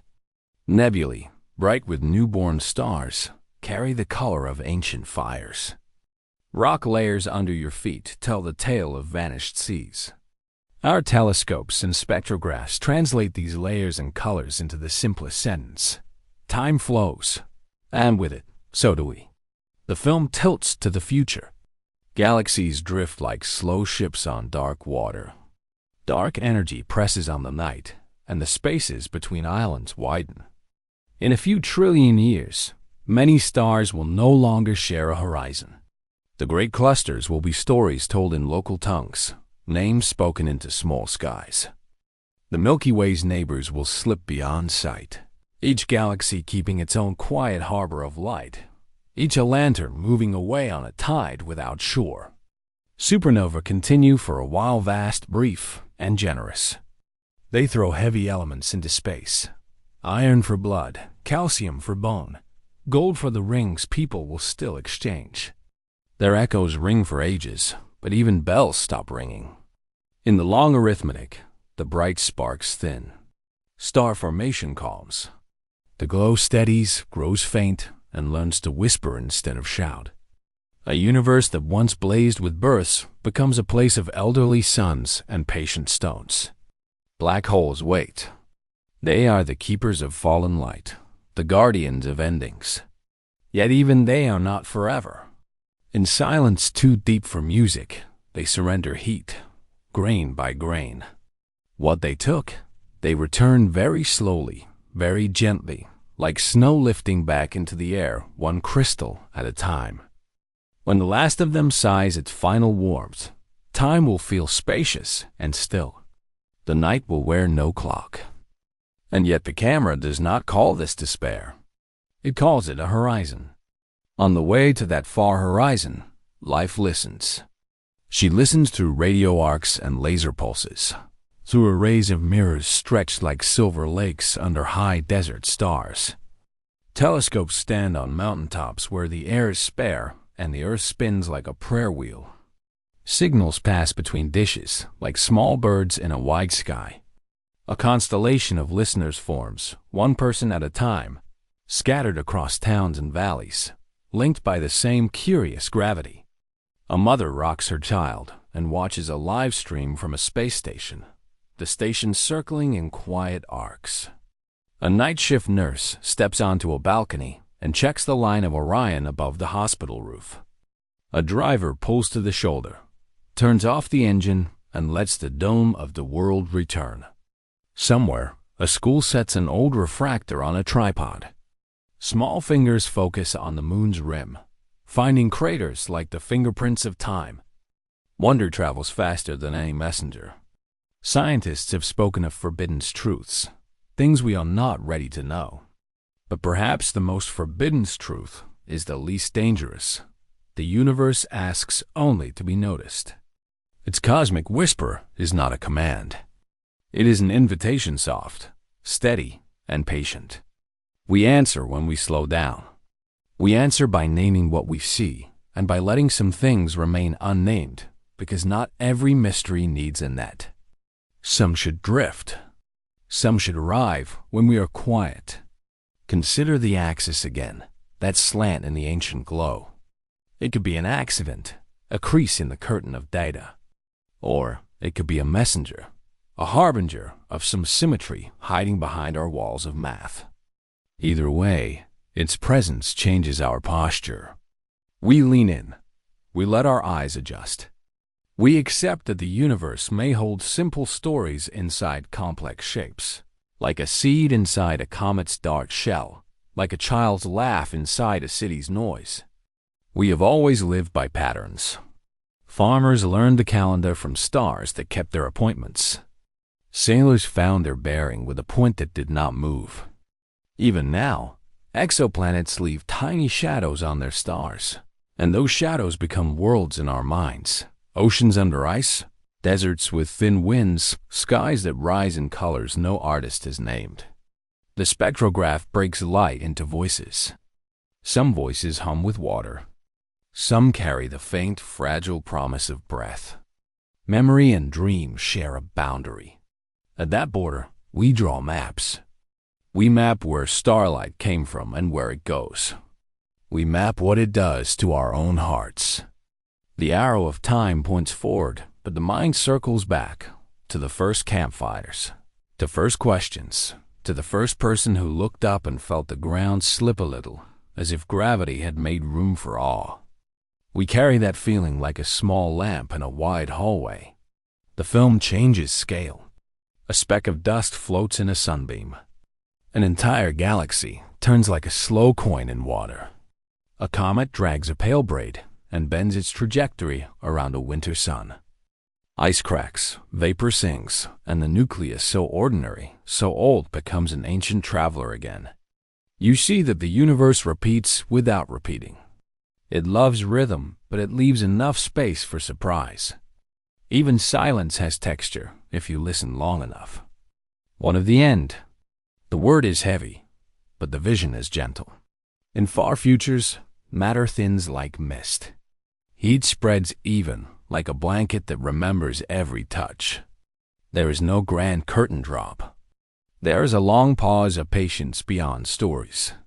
In that patience, the last archive is warmth itself. The universe keeps the record of everything by holding the same temperature everywhere, like a memory that no longer needs details, only the feeling they gave. Before that day, if day is the right word, human lives unfold. People meet under meteor showers and make wishes that are really promises. They build observatories like lighthouse towers for the sky. They send craft into the dark with golden records and careful math. They write music tuned to the hum of a pulsar. They treat wonder not as a spice for childhood, but as a daily bread for grown minds. Listening becomes a craft. Hope becomes a method. In the gentle dark of bedrooms and buses, studios and kitchens, listeners gather. The screens dim. The soundscape slows. A planet spins beneath shared stories. One person hears a phrase about a hidden axis and feels less alone, as if the universe carries a similar tilt inside. Another hears about low entropy beginnings and thinks of a tidy table before guests arrive. The promise of company built into order itself. The pattern of listening becomes its own constellation. The prophecy, if one can call it that, is not thunder. It is return. Not return to a place, but to a posture, the calm of attention, the bravery of curiosity, the soft strength of staying open. It is a circle we walk many times out into knowledge, back into awe, out into certainty, back into the honest fog where questions glow like lanterns hung along a trail. Each circuit teaches the next. Each glow prepares the eye to see a little more. So the narrator speaks softly. The universe does not require your consent to be beautiful. It will shine whether you look or not. But when you look, beauty changes. It starts to lean toward you, to meet you halfway. It folds you into its arithmetic, its music, its drifting shadow of meanings. The reply we offer, this small, steady wonder, is not a solution to the cosmos. It is a way to walk beside it without fear. Outside, a breeze touches the trees. The planet keeps its quiet orbit. Somewhere, a satellite crosses the line of a city, and someone looks up at exactly the right second. And that second becomes a memory, and that memory becomes a thread in a larger cloth no hand could ever hold. Tomorrow's starlight is already on its way, already carrying patterns too faint for us tonight. That is not a loss. It is a promise made of light. As you drift, think of the axis that shouldn't be and the cradle of order that set our hours. Think of galaxies as lanterns on a widening river and black holes as old librarians returning each borrowed page as heat. Think of people ordinary and luminous, tuned to a cosmic whisper. If there is a forbidden truth, it is simple. Wonder is allowed. It is the oldest permission. The glow thins. The silence deepens, yet hidden in that silence is something waiting to be understood.